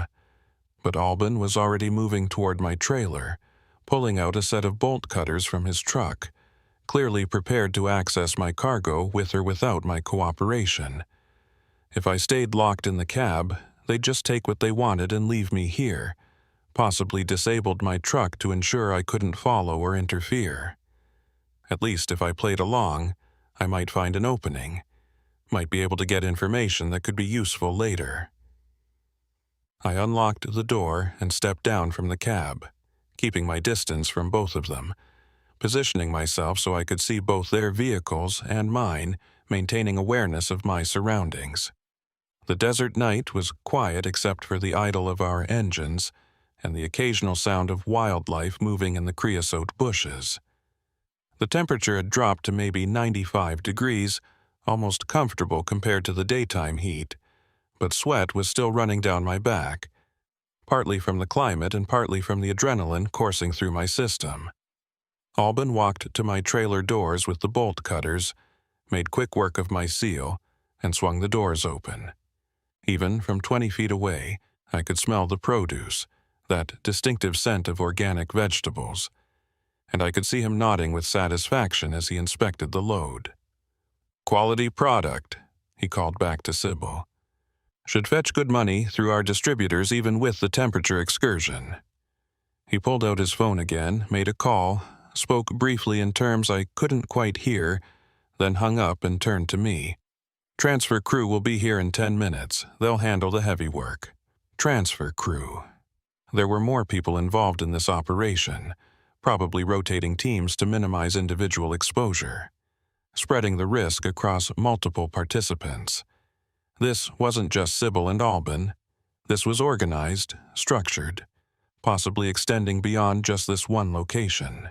I thought about the 19 other drivers, wondered if any of them had tried to map out the full scope of what they'd stumbled into, if any of them had gone to authorities with information that might have been dismissed as uncorroborated. Headlights appeared in the distance again, 2 sets this time, approaching from the south, from deeper in the ranch property. As they got closer, I could make out a flatbed truck with a small forklift secured to the bed and a cargo van following behind it. They pulled up, positioning themselves for efficient access to both my trailer and Albin's refrigerated unit, and 4 men got out, all wearing work clothes, all moving with the practiced efficiency of people who'd done this exact job multiple times before. None of them spoke to me, didn't even acknowledge my presence except for occasional glances to make sure I wasn't interfering. They unloaded the forklift, fired it up, and started transferring pallets from my trailer to Albin's reefer unit. I watched the operation, counting pallets, noting how they checked each one against some kind of manifest Albin was holding, probably verifying the load against shipping documents they'd somehow obtained. The whole thing was professional, methodical, almost corporate in its execution, which somehow made it more disturbing than if it had been chaotic or desperate.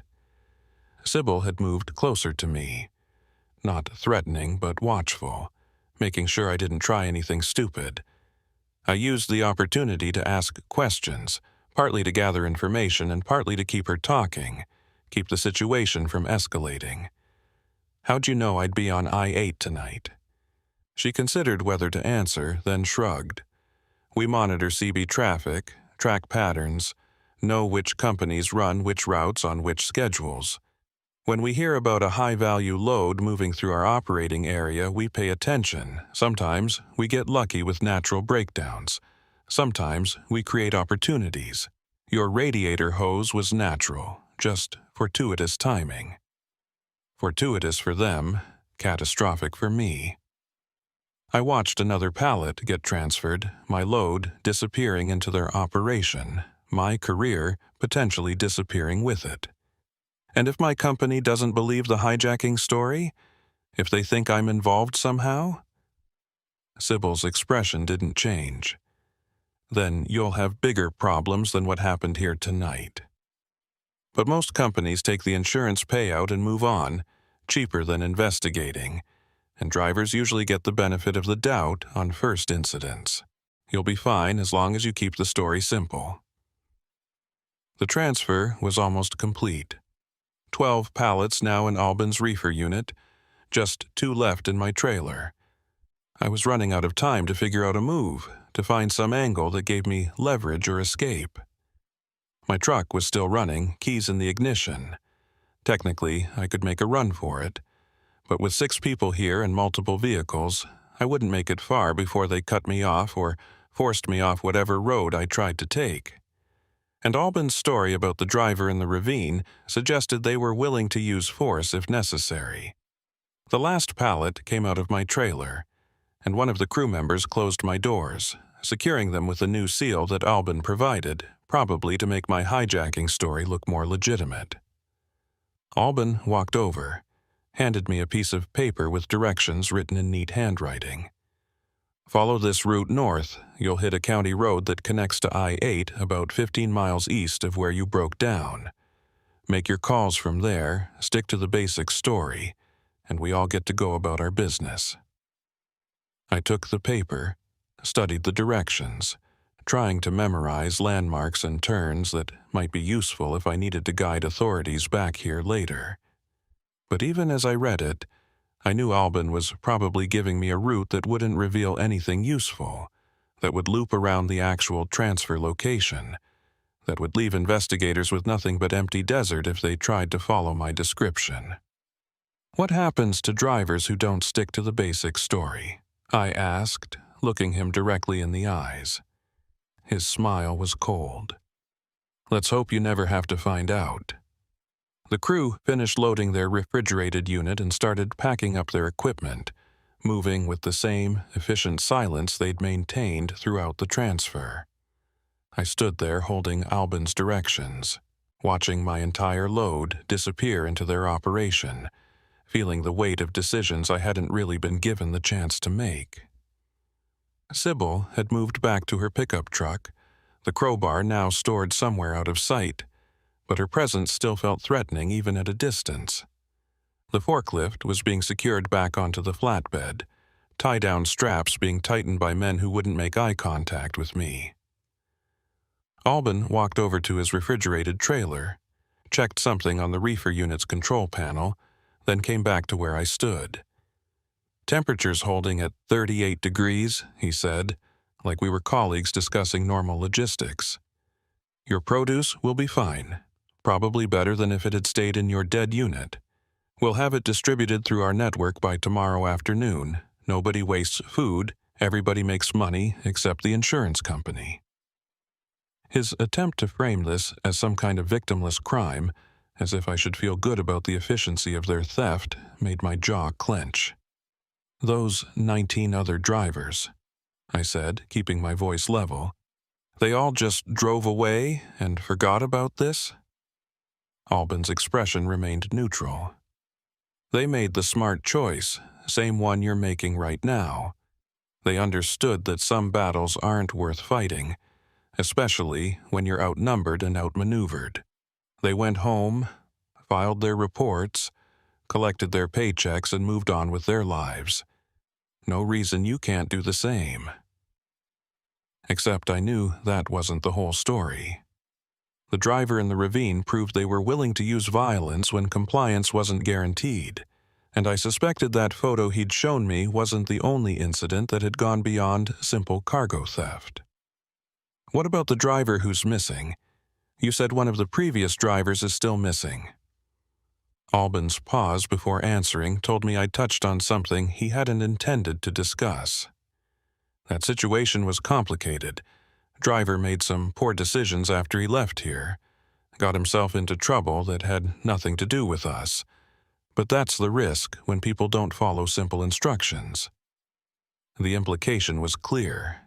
Follow instructions or face consequences that might be attributed to other causes. I thought about how easy it would be to make a driver's disappearance look like something else, a wrong turn in the desert, a decision to abandon a truck and flee, personal problems that led to voluntary disappearance. They'd clearly thought through every angle, every potential exposure, every way a driver might become a liability instead of a complicit witness. The flatbed truck and the cargo van were pulling away now, heading back south into the ranch property, leaving just Sybil's pickup, Albin's truck with the loaded reefer, and my empty Freightliner. Albin checked his watch, an old analog piece that looked like it had been through decades of ranch work. "You should get moving, Thatcher. Follow those directions exactly. Don't deviate, don't try to explore or map the property. The route I gave you is the safe way out. Other roads on this land lead to places you don't want to end up." I wanted to ask what he meant by that, what other places existed on this property, but his tone suggested the conversation was over. Sybil started her truck, gave me a final look through her windshield that I couldn't quite read. Might have been warning or might have been something else, then pulled out heading north on what I assumed was the route they wanted me to follow. Albin gestured toward my Freightliner. "Engine's running fine, should get you back to the highway without issues. Make your call from a truck stop, somewhere public with witnesses and security cameras. Makes your story more believable." He was coaching me on how to sell the lie, giving me instructions on creating a convincing narrative for authorities and my company. I folded the directions and put them in my pocket, walked back to my truck, and climbed into the cab. Through the windshield I could see Albin standing there watching me, making sure I actually followed through. I put the Freightliner in gear and started rolling north, following Sybil's taillights through the darkness. The road was rough, washboarded in places, and my empty trailer bounced and rattled without the weight of cargo to stabilize it. I checked my mirrors constantly, watching for Albin's headlights, but he'd stayed back at the transfer point, probably waiting to make sure I was committed to the route before heading his own direction with my stolen load. Sybil maintained a steady pace about a quarter-mile ahead, her brake lights occasionally flaring when the road got particularly bad. My mind was racing through possibilities, trying to figure out if there was any move I could make that wouldn't end with me in a ravine or worse. The CB radio was useless out here, no one to call, and even if I tried to broadcast my location, Sybil would hear it immediately. My phone still showed no signal, the cellular dead zone apparently covering a huge swath of this ranch property. I was following directions from people who'd just robbed me, trusting them to actually lead me to safety rather than deeper into a trap. About 15 minutes into the drive, the terrain started changing, getting rockier, more elevated, like we were climbing into foothills. The road made a series of switchbacks, and I had to drop my speed to maybe 10 miles per hour to negotiate the turn safely with an empty trailer. At the top of one rise, I caught a glimpse of lights in the distance to the east. Might have been the interstate or might have been Gila Bend. Hard to tell from this angle. But it gave me a reference point, a direction that represented civilization and safety. Sybil's truck disappeared around a bend ahead, and when I came around the same turn, I saw her brake lights were on, and she was stopped in the middle of the road. My first thought was another setup, another complication, but as I got closer I could see why she'd stopped. The road forked here, two equally rough tracks heading in different directions, and there was no indication which one matched Albin's directions. I pulled up behind her, left my engine running, and she got out of her truck and walked back to my cab. I rolled down the window just a few inches, enough to hear her but not enough to give her access to the cab. "Left fork," she said, pointing. "Takes you to the county road that connects to I-8. Right fork loops back into the property. You don't want to take it." She seemed almost helpful now, the threatening demeanor from earlier replaced with something that might have been professional courtesy or might have been performance. "How far to the county road?" I asked. She checked her phone, which apparently had signal even though mine didn't, possibly because she had equipment or access that regular phones lacked. "Maybe 8 miles, mostly downhill from here. You'll see a cattle guard at the county road intersection. Cross that and turn east. You'll hit I-8 in about 20 minutes. She studied my expression, maybe trying to gauge whether I was going to follow instructions or try something else. "Thatcher, I know this feels wrong, and yeah, it is wrong. But you made it through. You're going home. That's more than some people in your situation can say." The statement hung in the air between us, confirmation that not everyone who'd encountered their operation had survived or escaped intact. I wanted to ask her about the missing driver, about what had really happened, but I also knew that pushing for answers might trigger a reaction I couldn't control. "Why are you doing this?" I asked instead. "You're clearly capable, could probably make decent money legitimately. Why set up drivers like this?" Sybil was quiet for a moment, and in the headlight glow, I could see her face clearly for the first time. The weathering from years in the desert sun, the hard set of her jaw that suggested she'd made peace with her choices, because the margins in legitimate work keep shrinking, and the bills keep coming. Because corporations squeeze every dollar out of drivers and mechanics alike. And sometimes you get tired of being on the losing end. This operation, it's just reallocating resources from people who can afford the loss to people who can't. It was the same rationalization Albin had used, framing theft as economic justice, as if victimizing individual drivers was somehow striking back at corporate greed. I didn't buy it, knew it was just justification for criminal behavior, but arguing the point while sitting vulnerable on a dark road didn't seem wise. "The driver who's missing," I said, "what really happened to him?" Sybil's expression hardened. "He tried to be a hero, thought he could gather evidence and take us down. Drove off with a tracker we didn't know about, recorded conversations, took photos. Then he tried to sell that information to people who had their own interests in keeping our operation quiet. Last anyone saw him, he was heading toward Mexico with a briefcase full of cash. Maybe he made it, maybe he didn't. Point is, being smart is better than being brave."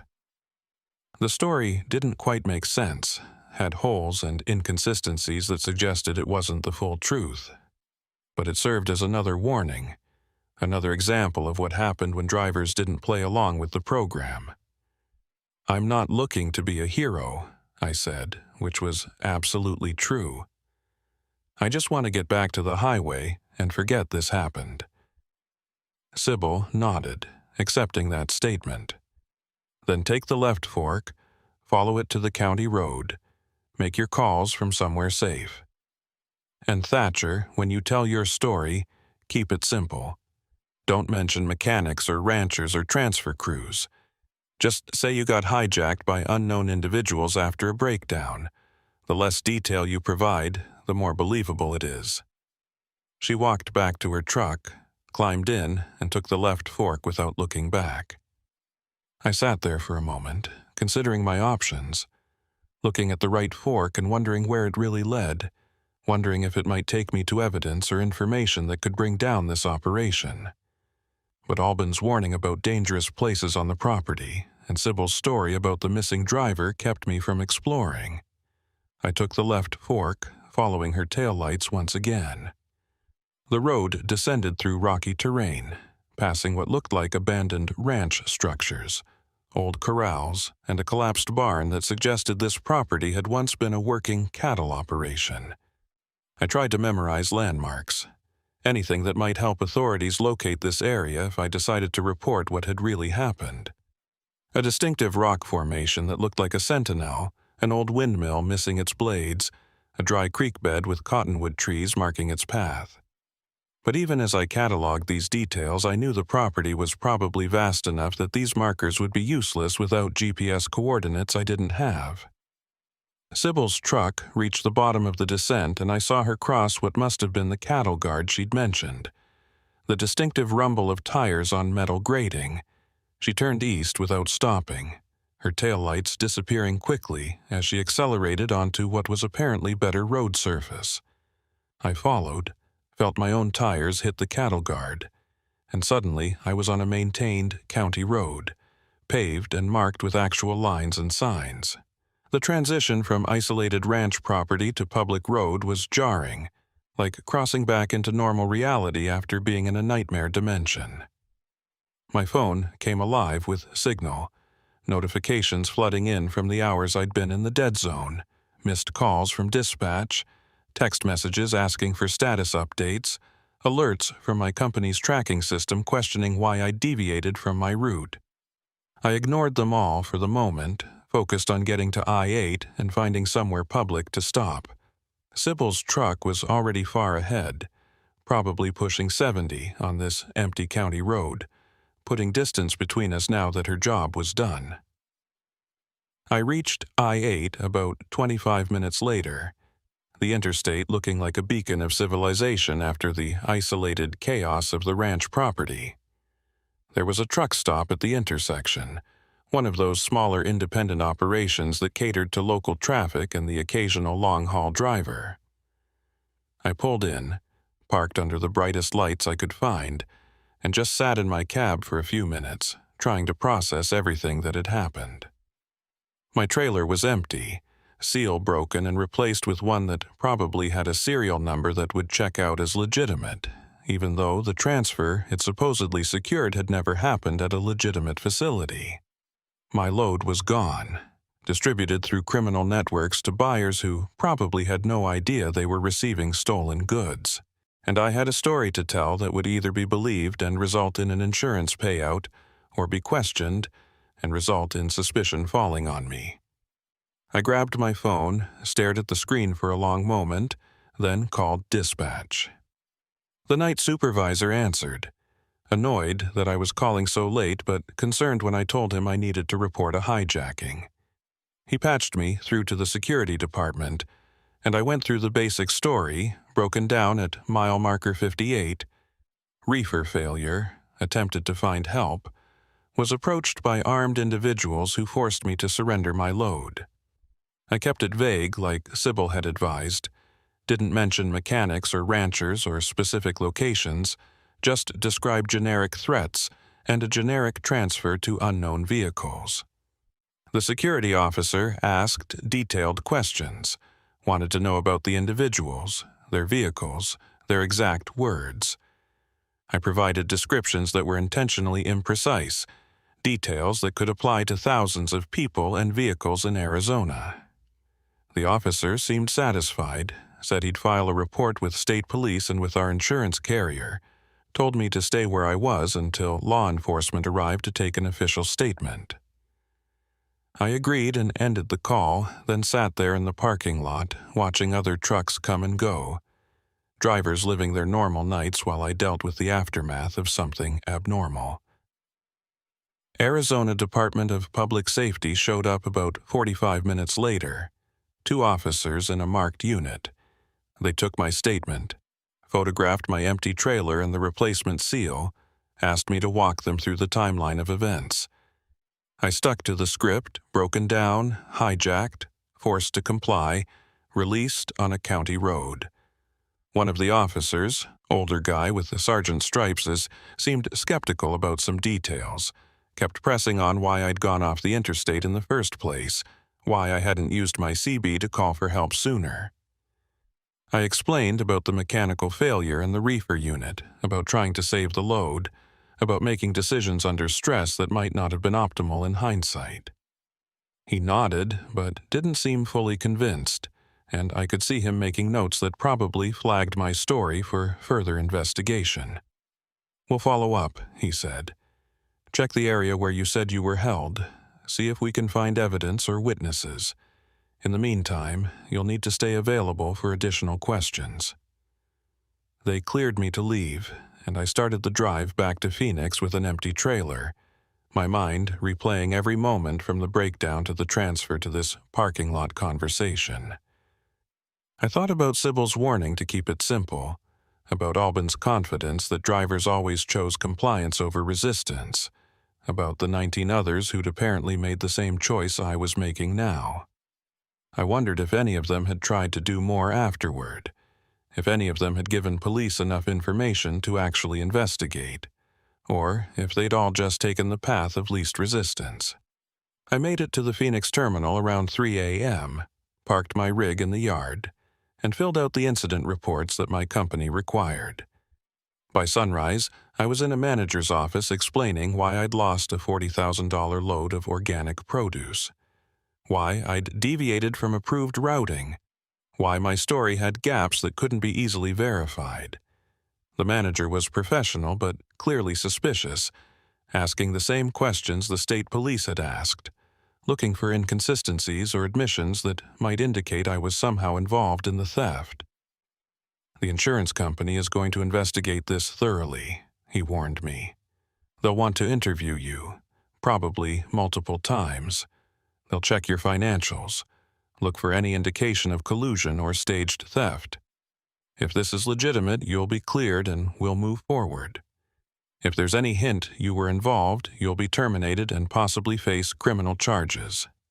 I assured him it was legitimate, that I was a victim, that I wanted whoever did this caught and prosecuted.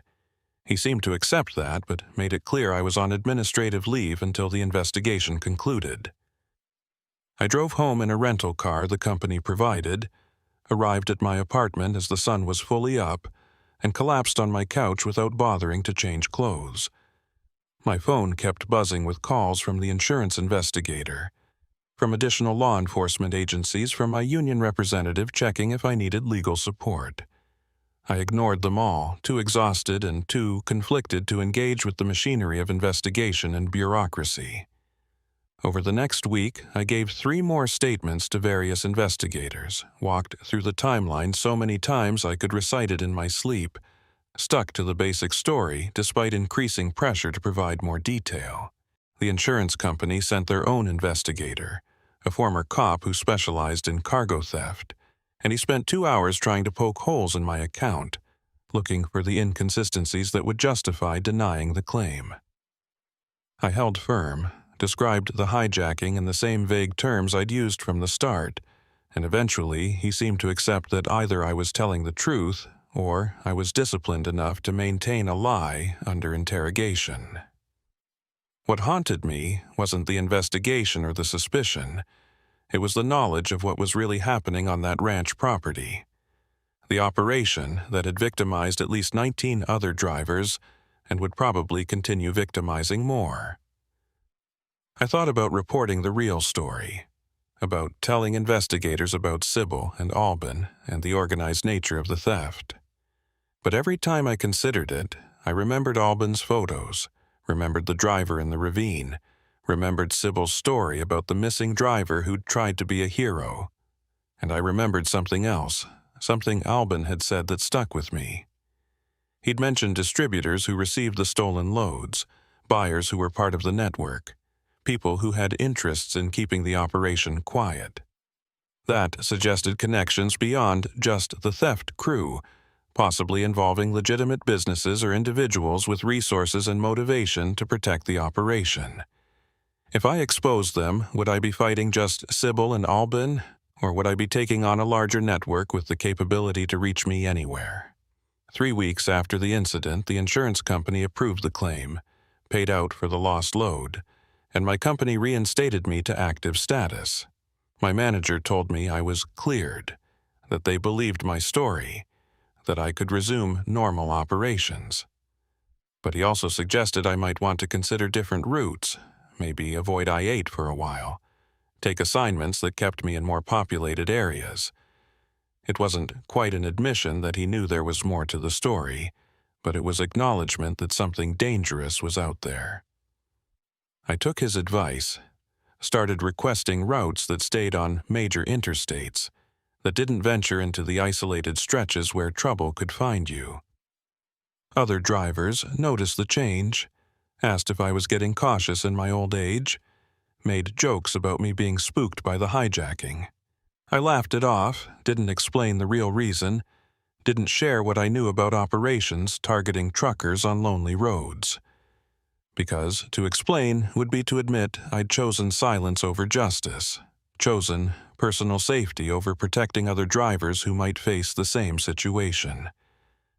Sometimes, late at night, when I'm driving through areas that remind me of that Arizona desert, I think about Sybil and Albin and wonder if they're still running their operation. I wonder if they've added to their count of 20 drivers, if someone else has been forced to make the same choice I made, if the missing driver ever turned up, or if he became another unsolved disappearance in the vast Southwest. And I wonder if any of those 19 others carry the same weight I do, the knowledge that we could have stopped it but chose not to, because the cost seemed too high. The high desert stretch of I-40 between Kingman and Seligman is one of those routes that looks deceptively simple on a map, but carries its own particular kind of loneliness once you're actually driving it. My name's Croy Ellinger, and I'd been running freight across the Southwest for close to 14 years, mostly dry goods and general cargo, the kind of loads that didn't require refrigeration but still had tight delivery windows. That night in late October, I was hauling a mixed load of warehouse overstock heading from a distribution center outside Flagstaff to a buyer in Henderson, Nevada. Standard stuff that should have been a straightforward overnight run. I'd left Flagstaff around 9 p.m., planning to take I-40 west to Kingman, then cut north on US 93 toward Vegas and Henderson. The load wasn't particularly valuable, maybe $30,000 worth of retail goods, liquidation merchandise from stores that had closed, nothing that would normally attract attention from thieves or hijackers. My rig was a 2017 Peterbilt 579, company truck with about 420,000 miles showing, well-maintained and reliable. The weather forecast had called for clear skies and mild temperatures, perfect conditions for night driving when the traffic was light and you could make good time. The first indication that something was off came about 40 miles west of Seligman, near one of those old Route 66 rest areas that the state still maintained, even though most traffic had moved to the newer facilities closer to Kingman. It was maybe 11:30 p.m., and I'd been making excellent time, running about 70 in a 65 zone like most truckers do when enforcement is light.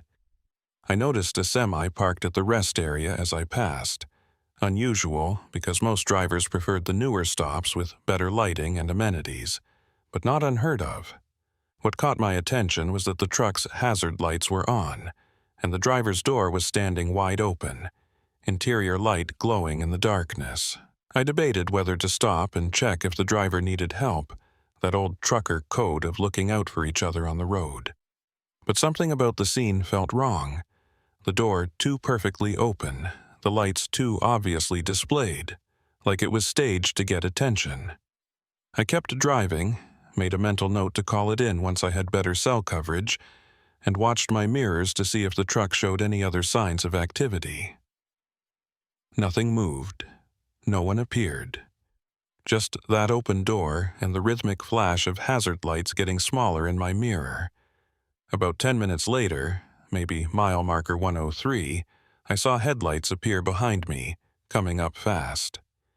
In the high desert at night, you can see lights from a long way off, and these were closing distance at a rate that suggested the vehicle was doing at least 85 or 90. As it got closer, I could make out that it was a semi, dark-colored, no running lights that I could see except the headlights themselves. It pulled up behind me, maybe 200 feet back, then just sat there, matching my speed exactly. I checked my speedometer, confirmed I was doing 72, and the truck behind me maintained that same distance like we were connected by a tow bar. After a few minutes of this, I tried the CB radio, switching to channel 19. "Truck behind me at mile 105, you need to pass or you need something?" Static, no response, but I could see the truck was still there, still maintaining that precise following distance. I tried channel 9, the emergency frequency, same result, nothing but dead air. The truck followed me for another 15 miles, never varying its distance, never attempting to pass, just sitting in my mirrors like a shadow that had decided to take physical form. I tried speeding up to 78, and it matched me. I slowed to 65, and it slowed precisely the same amount. Whoever was driving had locked onto me for reasons I couldn't understand, and the persistence of it was starting to make my hands sweat on the wheel despite the cool night air coming through the vents. Then, around mile marker 119, the truck suddenly accelerated, closing the gap fast. I watched it come up on my driver's side like it was finally going to pass, but instead of pulling ahead, it matched my speed exactly and stayed parallel to me in the passing lane. I couldn't see the driver through the cab windows. They were either tinted or the interior was completely dark, but I could see it was a Kenworth conventional, probably a W900, dark blue or black paint, no company markings visible, no DH numbers, nothing identifying. We drove like that for maybe 3 miles, side by side, and I was getting increasingly uncomfortable with the situation. The truck was close enough that any deviation in either of our paths would result in contact, and at 70 miles per hour, that kind of collision would be catastrophic for both of us. I tried the CB again. "Kenworth in the passing lane, you need to complete your pass or drop back, you're in my blind spot." No response, the truck just maintained its position. Then it started drifting toward me, just slightly, maybe 6 inches, then another 6 inches, forcing me to ease toward the shoulder to maintain separation. I hit my horn, 3 long blasts that echoed across the empty desert, and the truck drifted back to center of its lane. But the message was clear. Whoever was driving could push me off the road any time they wanted, and they wanted me to know it. I was being played with, tested, or warned, I couldn't tell which. The Kenworth held a position for another mile, then suddenly accelerated and pulled ahead, getting maybe a quarter mile in front of me before its brake lights came on. It slowed dramatically, forcing me to slow down as well to avoid rear-ending it, dropping from 70 to 50 to 40, crawling along the interstate at a speed that was dangerous given the lack of visibility and the possibility of faster traffic coming up behind us.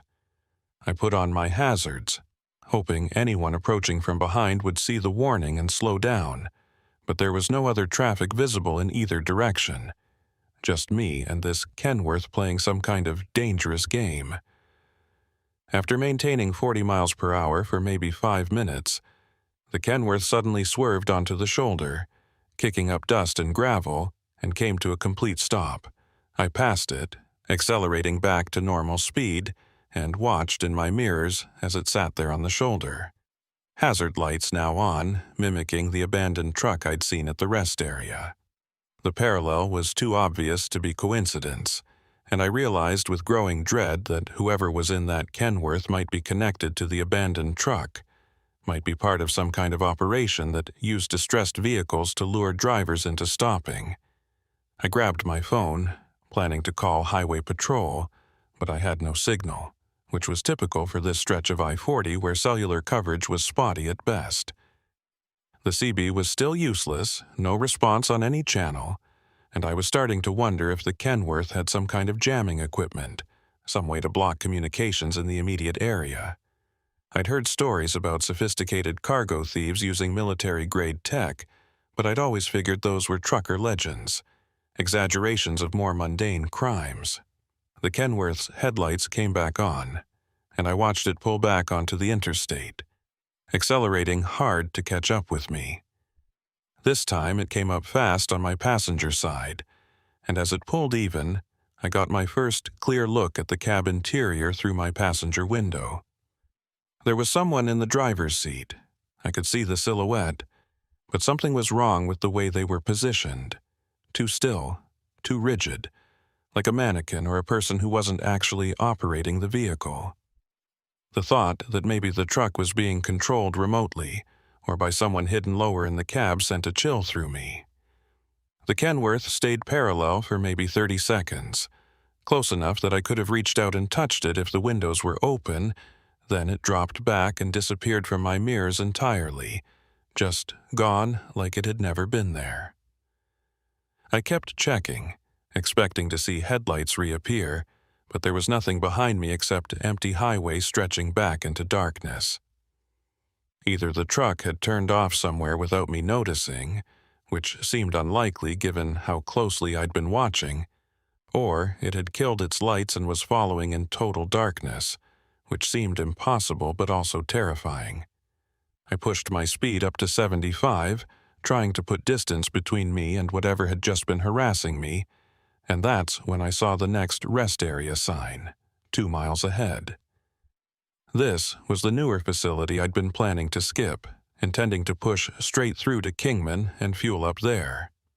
But the thought of staying on this highway alone with a phantom Kenworth somewhere in the darkness made the rest area seem like a better option, somewhere with lights and hopefully other people, even if it was the middle of the night. As I approached the rest area, I could see it was nearly empty. Just one vehicle visible in the parking area. Looked like a passenger car, maybe a sedan, parked near the restroom building. There were lights on in the building itself, and I could see what appeared to be a maintenance or custodial vehicle parked near the side entrance. I took the exit, slowing for the loop, and pulled into the truck parking section, choosing a spot under the brightest light pole I could find.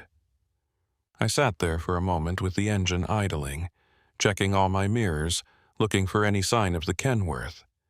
The highway behind me was empty.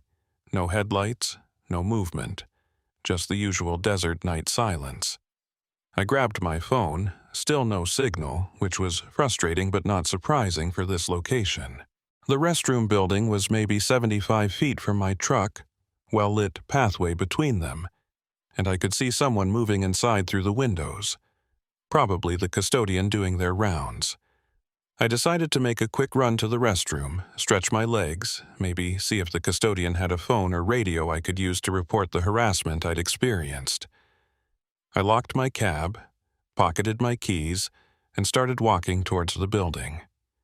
The desert air was cold, probably down in the mid-50s, and perfectly still, no wind at all. My footsteps echoed on the concrete walkway, and I had that prickly feeling of being watched that made me keep checking over my shoulder. The restroom building was one of those modern designs with the facilities separated by a central corridor and a small custodial office at the far end. As I walked past the women's restroom entrance, I noticed something that made me slow down. There were wet footprints on the concrete, recent enough that they hadn't dried yet, leading from the women's restroom out toward the parking area. But the pattern was wrong.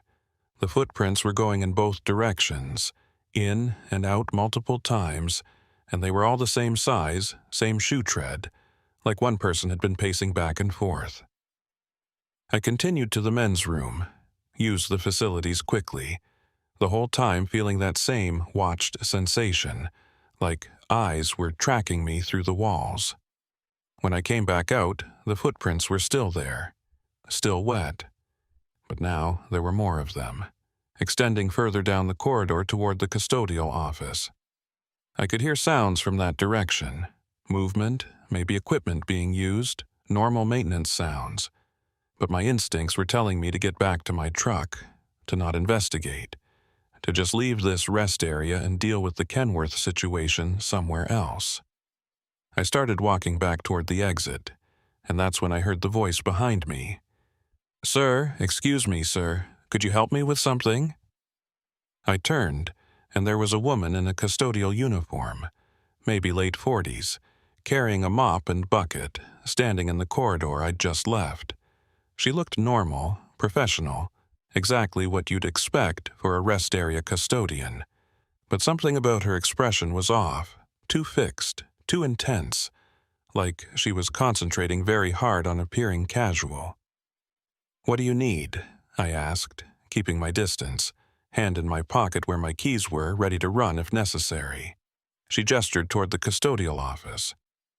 "I've got a water leak in the storage area. Need someone to help me move some equipment so I can access the shutoff valve.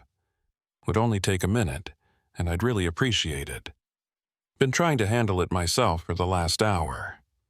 It was a reasonable request, the kind of thing most people would help with without thinking twice.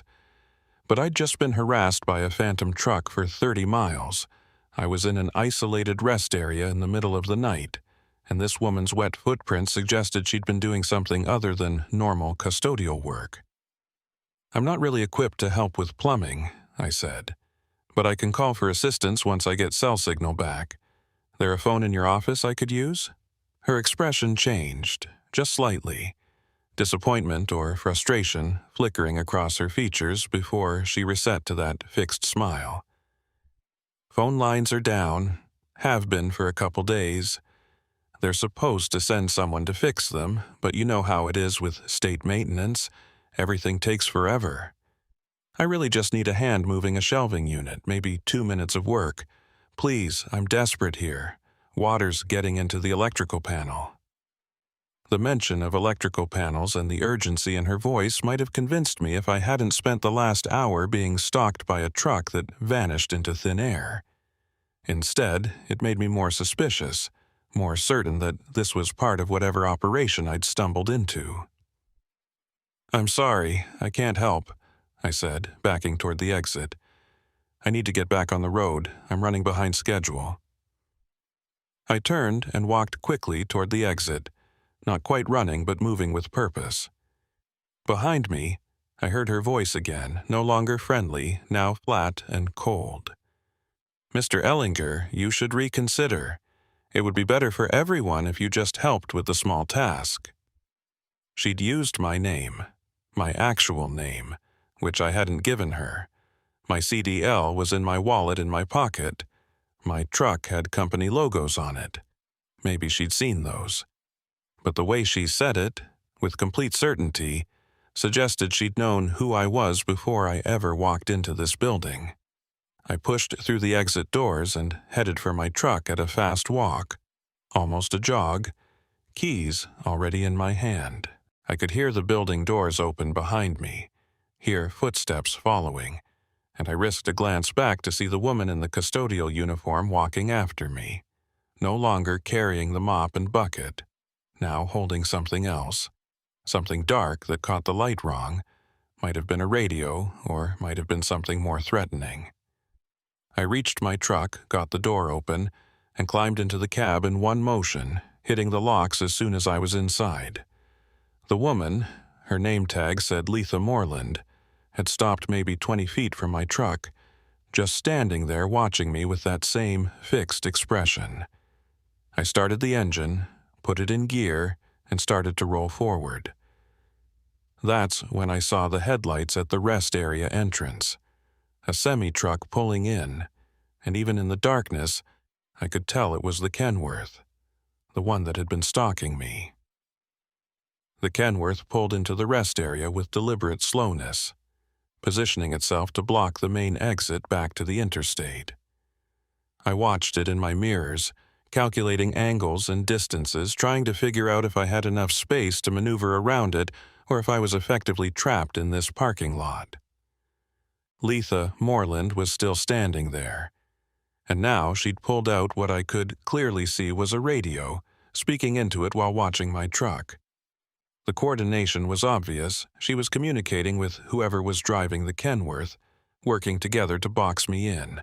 I had maybe 30 seconds before the Kenworth completed its blocking maneuver, and I used that time to scan for alternative routes out of the rest area. There was a service road on the east side of the parking lot, probably used by maintenance vehicles. Looked like it might connect to the frontage road that ran parallel to the interstate.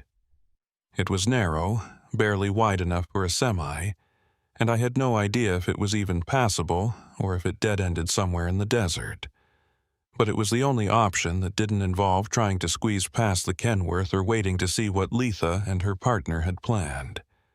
I cranked the wheel hard right and accelerated toward the service road, my trailer swinging wide, clearing the concrete barriers by inches. In my mirror, I saw Letha start running toward her custodial vehicle, and the Kenworth's engine revved as the driver realized what I was attempting. The service road surface was rough, cracked asphalt with sections of exposed gravel, and my rig bounced violently as I pushed my speed up to maybe 40 miles per hour. Faster than was safe but necessary to maintain the gap. The road curved behind the rest area facilities, past dumpsters and storage sheds, then started descending slightly toward what looked like a wash or drainage channel. I could see the frontage road beyond it, parallel to I-40, maybe 100 yards away. The problem was the crossing between where I was and where I needed to be. It looked like an old concrete ford, the kind built for occasional water flow, and I had no idea if it would support a loaded semi or if the approach angles would high-center my trailer. Behind me, headlights appeared. The Kenworth had found the service road and was following, closing distance because it was lighter and more maneuverable than my fully loaded rig. I could also see Letha's custodial vehicle, a white pickup truck with state markings, joining the pursuit. They were coordinated, professional. Clearly, not the first time they'd chased someone through this area. I hit the concrete ford doing maybe 35. Felt the whole rig lurch as the front axle dropped into the depression, then the drives, then the trailer tandems, each impact jarring and violent. The trailer scraped bottom. I heard metal grinding against concrete, but momentum carried me through and up the other side. I was on the frontage road now, paved but narrow, barely wide enough for two vehicles to pass. I turned west toward Kingman, paralleling the interstate that was maybe 50 yards to my left, separated by a fence and an embankment. My speed was back up to 50, pushing 55, and I was checking mirrors constantly, watching the Kenworth navigate the same ford I'd just crossed. It made it through, as did Letha's pickup, and now they were both on the frontage road behind me, the Kenworth maybe 200 yards back, the pickup closer, probably doing 65 and closing fast. The frontage road stretched ahead into darkness, no streetlights, no signs indicating where it led or if it eventually reconnected with the interstate. My fuel gauge showed 3/4 of a tank, enough for hours of driving if it came to that, but I needed to find a way back to civilization, to other vehicles and witnesses and safety. The pickup was alongside me now, Letha driving, and I could see her gesturing, pointing toward the shoulder, clearly wanting me to pull over. I ignored her, kept my eyes on the road ahead, and that's when she did something that made my blood go cold. She swerved her pickup truck directly into my path, forcing me to brake hard to avoid collision. My air brakes screamed. The trailer started to slide, and I had to fight the wheel to keep from jackknifing on the narrow road. I managed to slow without losing control, but the pickup had gained position ahead of me, and now it was brake-checking me, slowing suddenly, forcing me to slow with it, the Kenworth catching up from behind. They were boxing me in again, using the same tactic I'd seen on the interstate, controlling my speed and position. We were doing maybe 25 miles per hour now, crawling along the frontage road, and I was running out of options fast. That's when I saw lights ahead. Not vehicle lights, but stationary ones looked like it might be a way station or inspection point, some kind of official facility on the frontage road. As we got closer, I could make out more details. It was definitely a commercial vehicle inspection station, one of those smaller outposts that Arizona DPS used for random safety checks. There was a vehicle parked in the lot, looked like an official truck, and I could see lights on in the small office building. Letha saw it too, and her brake checking became more aggressive, trying to force me to stop before I reached the inspection station. But I had momentum and weight on my side, and I wasn't stopping for anything short of a collision. I laid on my horn 5 long blasts that echoed across the desert, and accelerated past the pickup, pushing my speed back up despite the risk. The inspection station was maybe a quarter mile ahead, and I aimed straight for it. The Kenworth behind me suddenly accelerated as well, like the driver had decided to make a move before I reached help.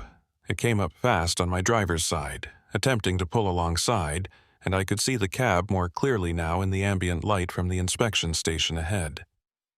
The driver was visible this time, a figure hunched over the wheel, but still something wrong about the posture, about the way the head was angled. The Kenworth started drifting toward me again, that same aggressive move from before, trying to push me off the road or force me to stop. I had maybe 15 seconds before I'd reach the inspection station, and I used my size advantage, held my line firmly, forcing the Kenworth to either back off or risk a collision that would damage both vehicles. The driver chose to back off, dropping behind me, and I swept into the inspection station lot with my horn still blaring, my hazard lights flashing, my high beams on, making as much noise and light as possible to get attention. The office door opened immediately, and a figure emerged, a man in what looked like an Arizona DPS uniform, probably a commercial vehicle inspector working a night shift. I pulled to a stop in the middle of the lot, positioned so I could see all approaches, and watched as both the Kenworth and Letha's pickup slowed dramatically, then turned off the frontage road onto a side track, disappearing into the desert darkness without ever entering the inspection station property. The DPS inspector walked toward my truck, hand resting on his duty belt, clearly aware that something unusual was happening. I rolled down my window as he approached, and he called up, "Everything all right, driver?" That was quite an entrance. His voice was professional but concerned, and I could see his eyes scanning my truck, probably looking for signs of distress or damage. "I need to report a pursuit situation," I said, trying to keep my voice steady despite the adrenaline still coursing through my system. "I've been followed and harassed since mile marker 105, 2 vehicles working together, a Kenworth semi and a state custodial pickup truck. They tried to force me off the road multiple times, chased me through the rest area and down the frontage road." The inspector's expression shifted from concern to something more serious, and he pulled out a radio from his belt. "Stay in your vehicle. I'm calling this in to Highway Patrol." He stepped back, spoke into his radio in low tones I couldn't quite hear, then returned to my window. "I'm Inspector Treadwell, Bram Treadwell, Commercial Enforcement Division. I need you to shut down your engine and step out of the vehicle. We're going to secure the scene and get some additional units here." I complied, killing the engine and climbing down from the cab. Treadwell positioned himself where he could watch both me and the surrounding area, clearly taking the threat seriously. "You said a custodial vehicle. From which rest area?" I described the location, the newer facility about 10 miles back, and mentioned Letha Moreland by name from her tag. His expression darkened further. "That facility's been closed for maintenance for the past 2 weeks. There shouldn't be any custodial staff there at all." That information hit me like a physical blow. The rest area was closed, which meant Letha wasn't a legitimate employee, She was using the uniform and the facility as cover for whatever operation they were running. She knew my name, I said. Called me by name even though I'd never identified myself. Treadwell pulled out a notepad. "What's your name, driver?" I told him, showed him my CDL and my vehicle registration, and he wrote it down, comparing the information to something on his phone. "Mr. Ellinger, I'm going to need you to give me a detailed statement about everything that happened tonight, starting from when you first noticed the Kenworth. But first, I want to check your load, verify what you're hauling." He walked toward my trailer, and I followed, explaining about the mixed load of warehouse overstock, showing him my bill of lading and manifest. He examined the documents carefully, then inspected the seal on my trailer doors. "Seal's intact, that's good. You said they never attempted to access your cargo?" I confirmed they hadn't, which seemed to puzzle him. "So they followed you, harassed you, tried to force you to stop, but never made any direct attempt at theft?" I nodded, and he made notes, his expression thoughtful. "That's not typical hijacker behavior. Usually they want the cargo, or they want the truck itself. This sounds more like they were trying to isolate you, get you to a specific location for a specific purpose that wasn't simple theft." The implication of what he was suggesting made my skin crawl. "You think they were trying to, what, kidnap me? Why?" Treadwell didn't answer directly, just kept making notes. "We've had reports over the past few months. Drivers who claimed they were followed or harassed on this stretch of I-40, but most of those reports were vague, hard to verify. No one's reported an actual pursuit like what you're describing, and no one's mentioned the rest area or custodial staff being involved."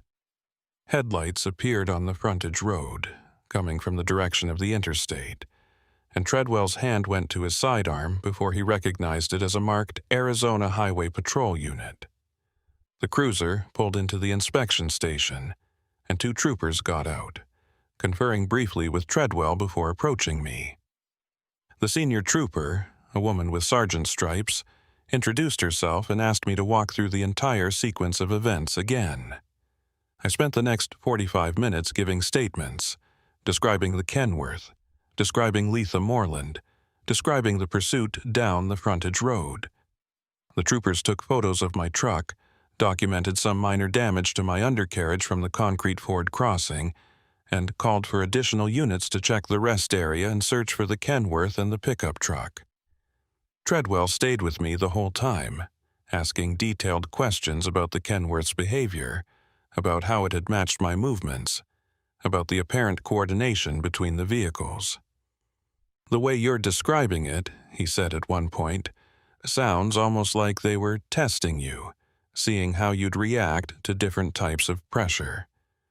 The parallel driving, the brake checking, the blocking maneuvers, those are all tactics used in vehicle interdiction training, the kind of stuff law enforcement or military personnel would know."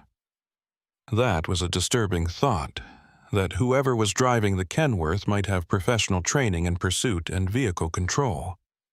One of the troopers came back from checking the rest area, reported that it was indeed closed and locked, no sign of recent activity, no custodial vehicle present. They'd found the service road I'd described and the concrete ford crossing, confirmed there were fresh tire tracks consistent with my story, but no sign of the pursuing vehicles. "They disappeared," the trooper said.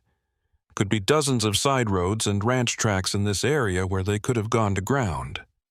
Treadwell asked if I was willing to go back to the rest area, show them exactly what had happened, where I'd encountered Letha Moreland.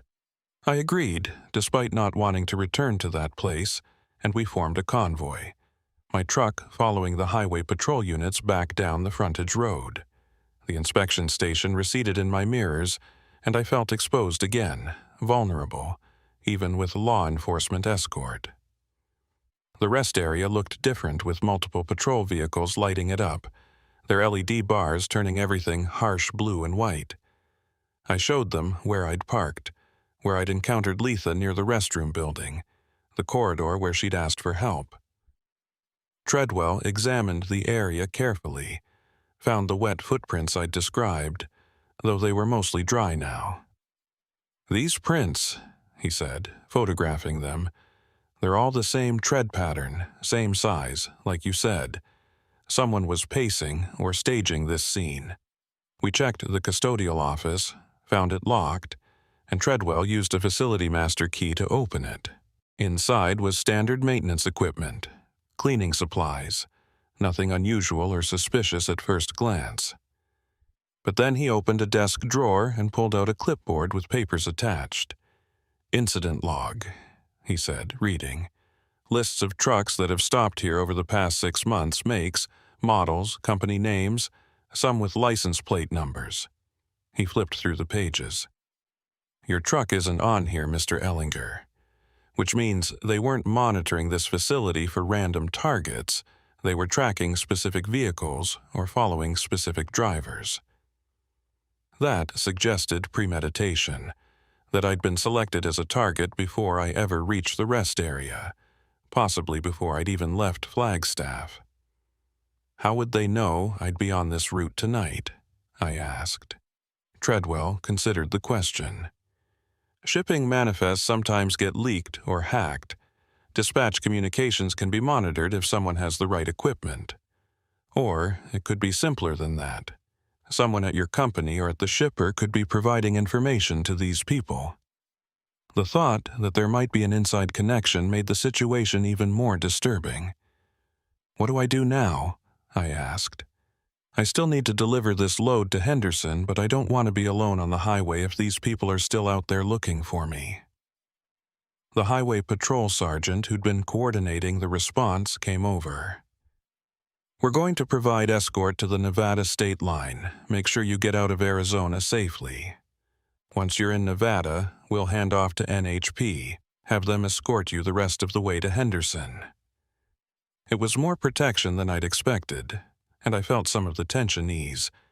But Treadwell had more questions, wanted to know about my cargo in detail, about the shipper in Flagstaff, about the buyer in Henderson. "This warehouse overstock," he said. "Any chance it's covering for something else? Something valuable enough that people would go to these lengths to intercept it?" I insisted it was exactly what the manifest stated, just liquidation merchandise, retail goods, nothing special. He seemed to accept that, but made a note to follow up with both the shipper and receiver. "Mr. Ellinger, I'm going to recommend you don't run this route again for the foreseeable future." Whatever their goal was tonight, they invested significant resources in trying to achieve it.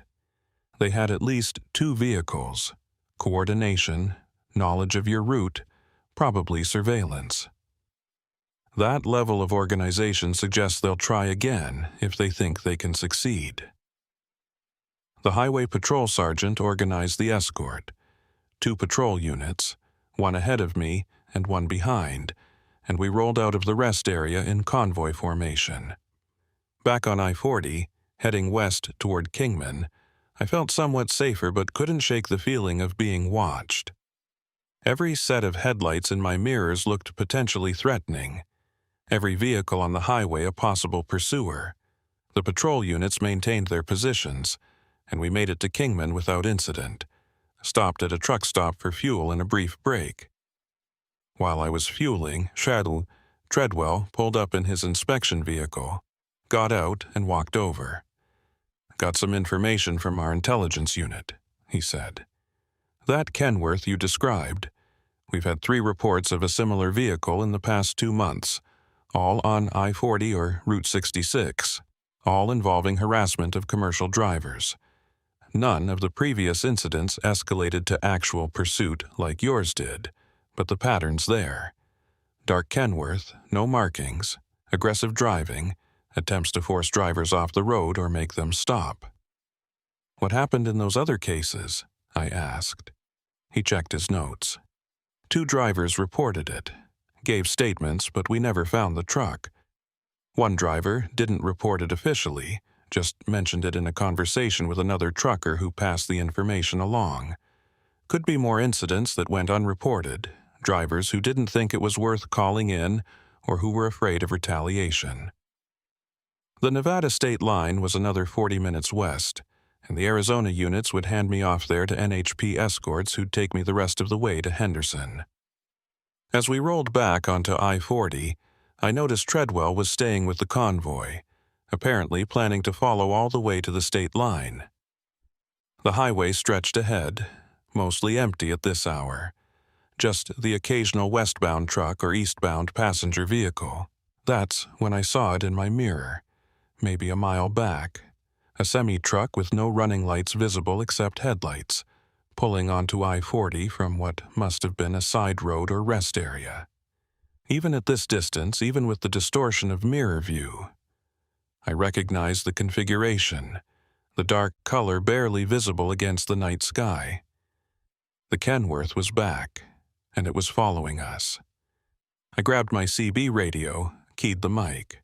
"Inspector Treadwell, we've got company. Dark Kenworth just pulled onto I-40 about a mile back. No running lights, same truck from earlier." There was a pause. Then Treadwell's voice came through, calm but alert. "I see it. Highway patrol units are aware. Maintain your speed, stay in formation. We're going to see what this driver does." The two patrol units adjusted their positions slightly, the lead car dropping back to ride alongside my trailer, the rear car accelerating to get between me and the Kenworth. The Kenworth closed distance steadily, not racing but moving with deliberate purpose, and as it got within maybe a quarter mile, the rear patrol unit lit up its full light bar and siren, the classic pullover signal. But the Kenworth didn't slow, didn't acknowledge the emergency lights, just kept coming at the same steady pace. I watched in my mirrors as the patrol car dropped back further, positioning itself directly behind the Kenworth, matching its speed, lights still blazing. Treadwell's voice came over the CB again. "Croy, that driver's not responding to law enforcement signals. This has escalated to a felony pursuit situation. We're going to try to execute a traffic stop, but I need you to stay calm and maintain your course. Do not attempt to intervene or take any action. Just drive steady." I acknowledged, my hands tight on the wheel, watching the drama unfold behind me through my mirrors.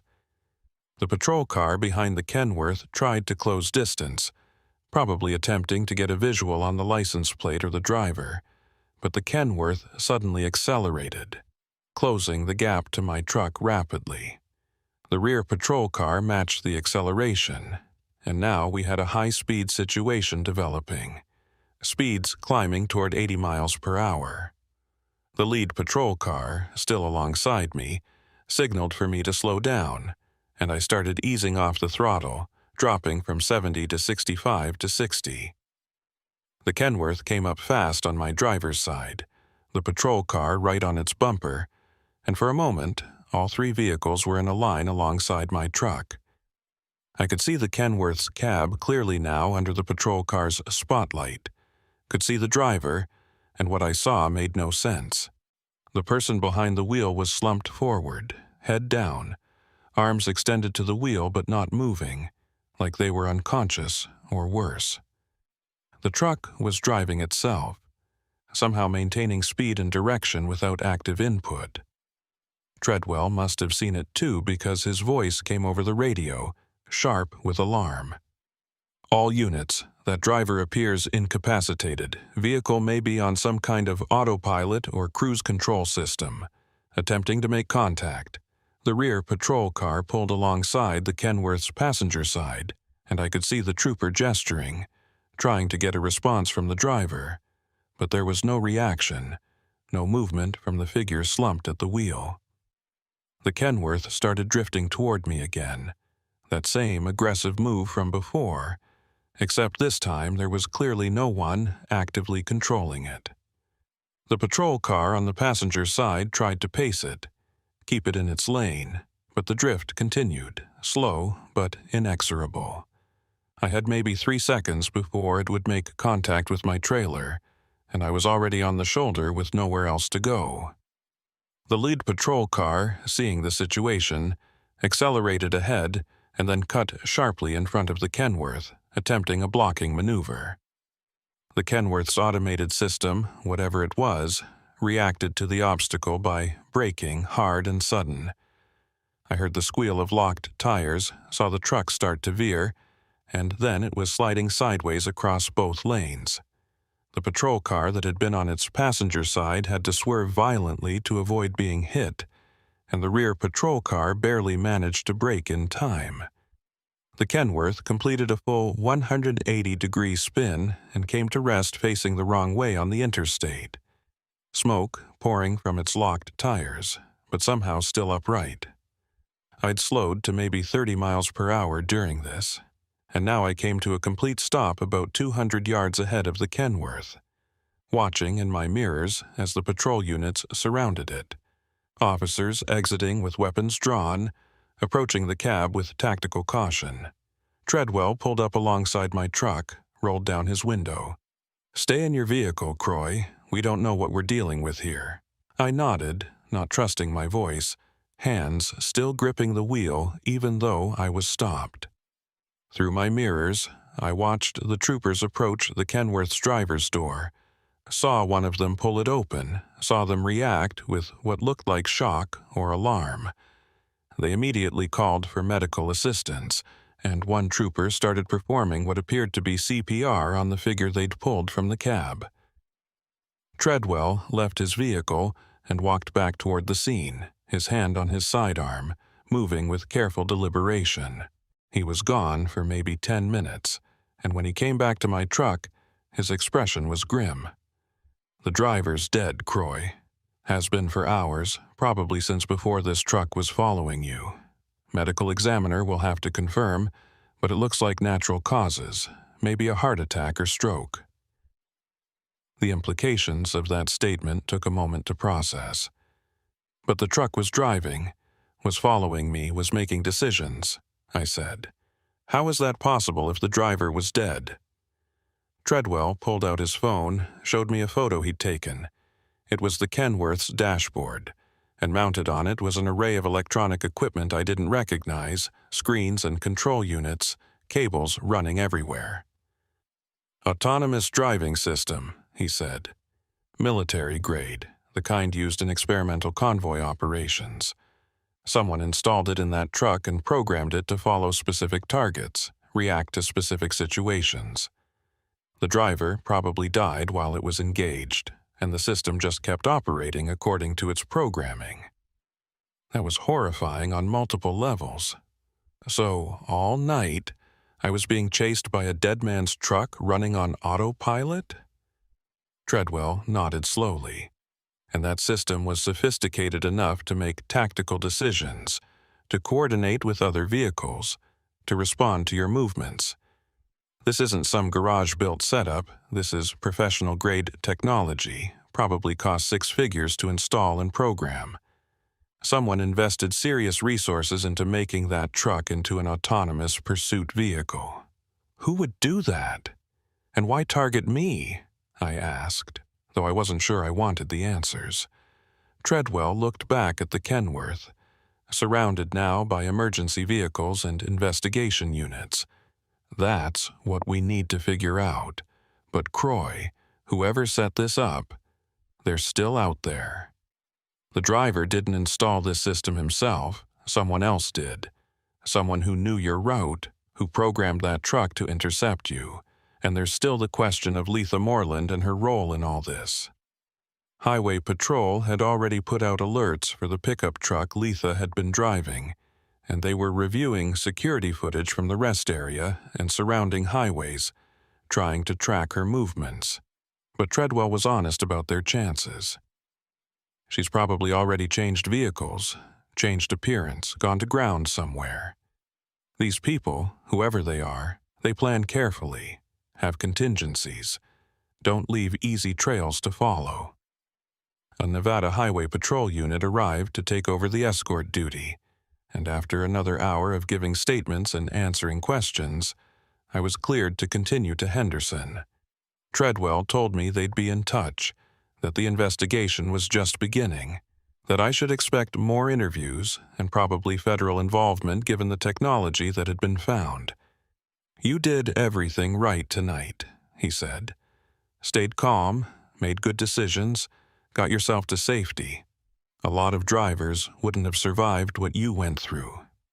I wasn't sure survival was the right word for what I'd experienced.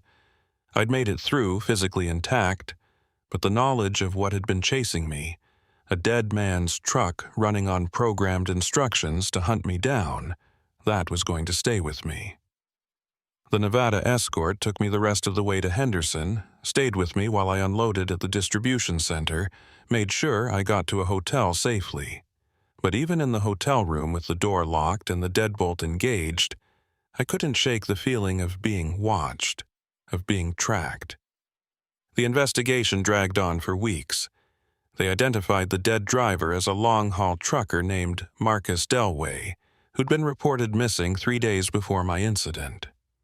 His truck had been stolen from a rest area near Flagstaff, and evidence suggested he'd been forced to drive it while someone installed the autonomous system, then suffered a fatal cardiac event, possibly induced by stress or by something else.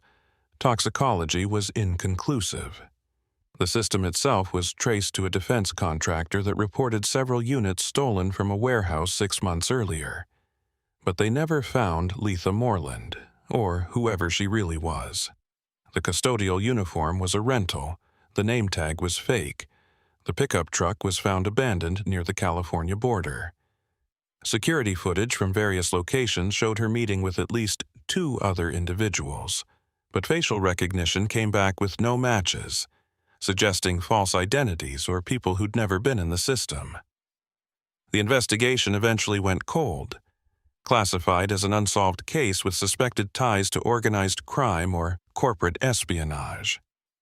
What bothered me most was never finding out why I was targeted. My cargo was exactly what the manifest said: warehouse overstock. Nothing valuable, nothing worth the resources they'd invested. The shipper in Flagstaff was clean, the receiver in Henderson was legitimate. My company had no connection to anything suspicious. I was just a driver on a routine haul who somehow became the focus of an elaborate operation that made no sense. Treadwell had a theory he shared with me off the record, months after the incident. "Maybe you weren't the target," he said. "Maybe you were the test case. They wanted to see if the autonomous pursuit system worked, if they could coordinate it with human operators, if they could isolate a driver effectively. You survived, so the test failed, but they gathered data, learned from the mistakes, refined the system for next time." The thought that I'd been nothing more than a guinea pig in someone's experiment was somehow worse than being targeted for my cargo. I still drive, but I avoid I-40 between Kingman and Seligman, take the longer route through Vegas even though it adds time and fuel costs. Other drivers tell me they've heard stories about that stretch, about trucks that follow too closely, about rest areas where the custodial staff ask for help with problems that don't exist, about vehicles that seem to drive themselves. Most dismiss it as trucker legends, ghost stories to pass the time on long hauls, but I know different. Every time I see a dark Kenworth on the highway, my pulse quickens just slightly, and I find myself checking if it has proper markings, if it's maintaining normal following distance, if the driver looks alive and alert. Most times it's just a regular truck driven by a regular driver making a living like I am. But there's always that moment of uncertainty, that flash of memory from the night I was hunted by a dead man's truck, programmed to run me down. The technology exists, that's not in question. The autonomous system they found was real, functional, sophisticated enough to make tactical decisions. What's unknown is how many others are out there, how many trucks have been converted into remotely controlled or fully autonomous pursuit vehicles, how many drivers have been targeted and maybe didn't make it to tell the story. The authorities claim they've shut down the operation, arrested some low-level operators, seized equipment. But Treadwell told me privately they only scratched the surface, that the people with the real knowledge and resources disappeared before they could be identified. Sometimes I think about Marcus Delway, the driver whose truck was used to chase me, who died while his vehicle continued its programmed mission. Did he know what was happening to him? Did he understand that his truck was being turned into a weapon? Or did the cardiac event take him before he could comprehend the horror of what they'd done? The medical examiner found evidence of prolonged stress, elevated cortisol levels, signs that he'd been under severe psychological pressure before his death. He was a victim too, just like I almost was. And Letha Moreland, or whoever she really was, is still out there. Treadwell showed me enhanced security footage from the rest area, and in some frames you could see her looking directly at cameras, almost like she wanted to be recorded, wanted us to know she could operate in plain sight and disappear without consequence. Her face, her mannerisms, everything about her was calculated, performed, the role of a helpful custodian played by someone with training in manipulation and deception.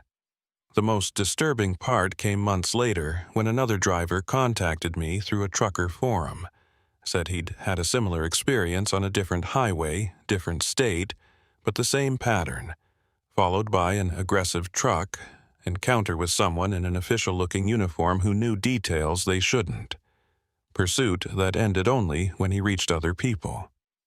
He'd reported it, was told it was being investigated, but nothing came of it. He wanted to know if I thought there was a connection, if maybe we were dealing with something bigger than isolated incidents. I didn't know how to answer him. Part of me wanted to say it was all coincidence, separate events with surface similarities, but no real connection.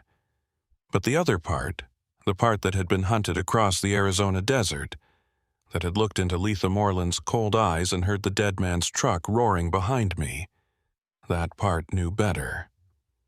These weren't random crimes. These were tests or operations or experiments, pieces of something larger that we couldn't see.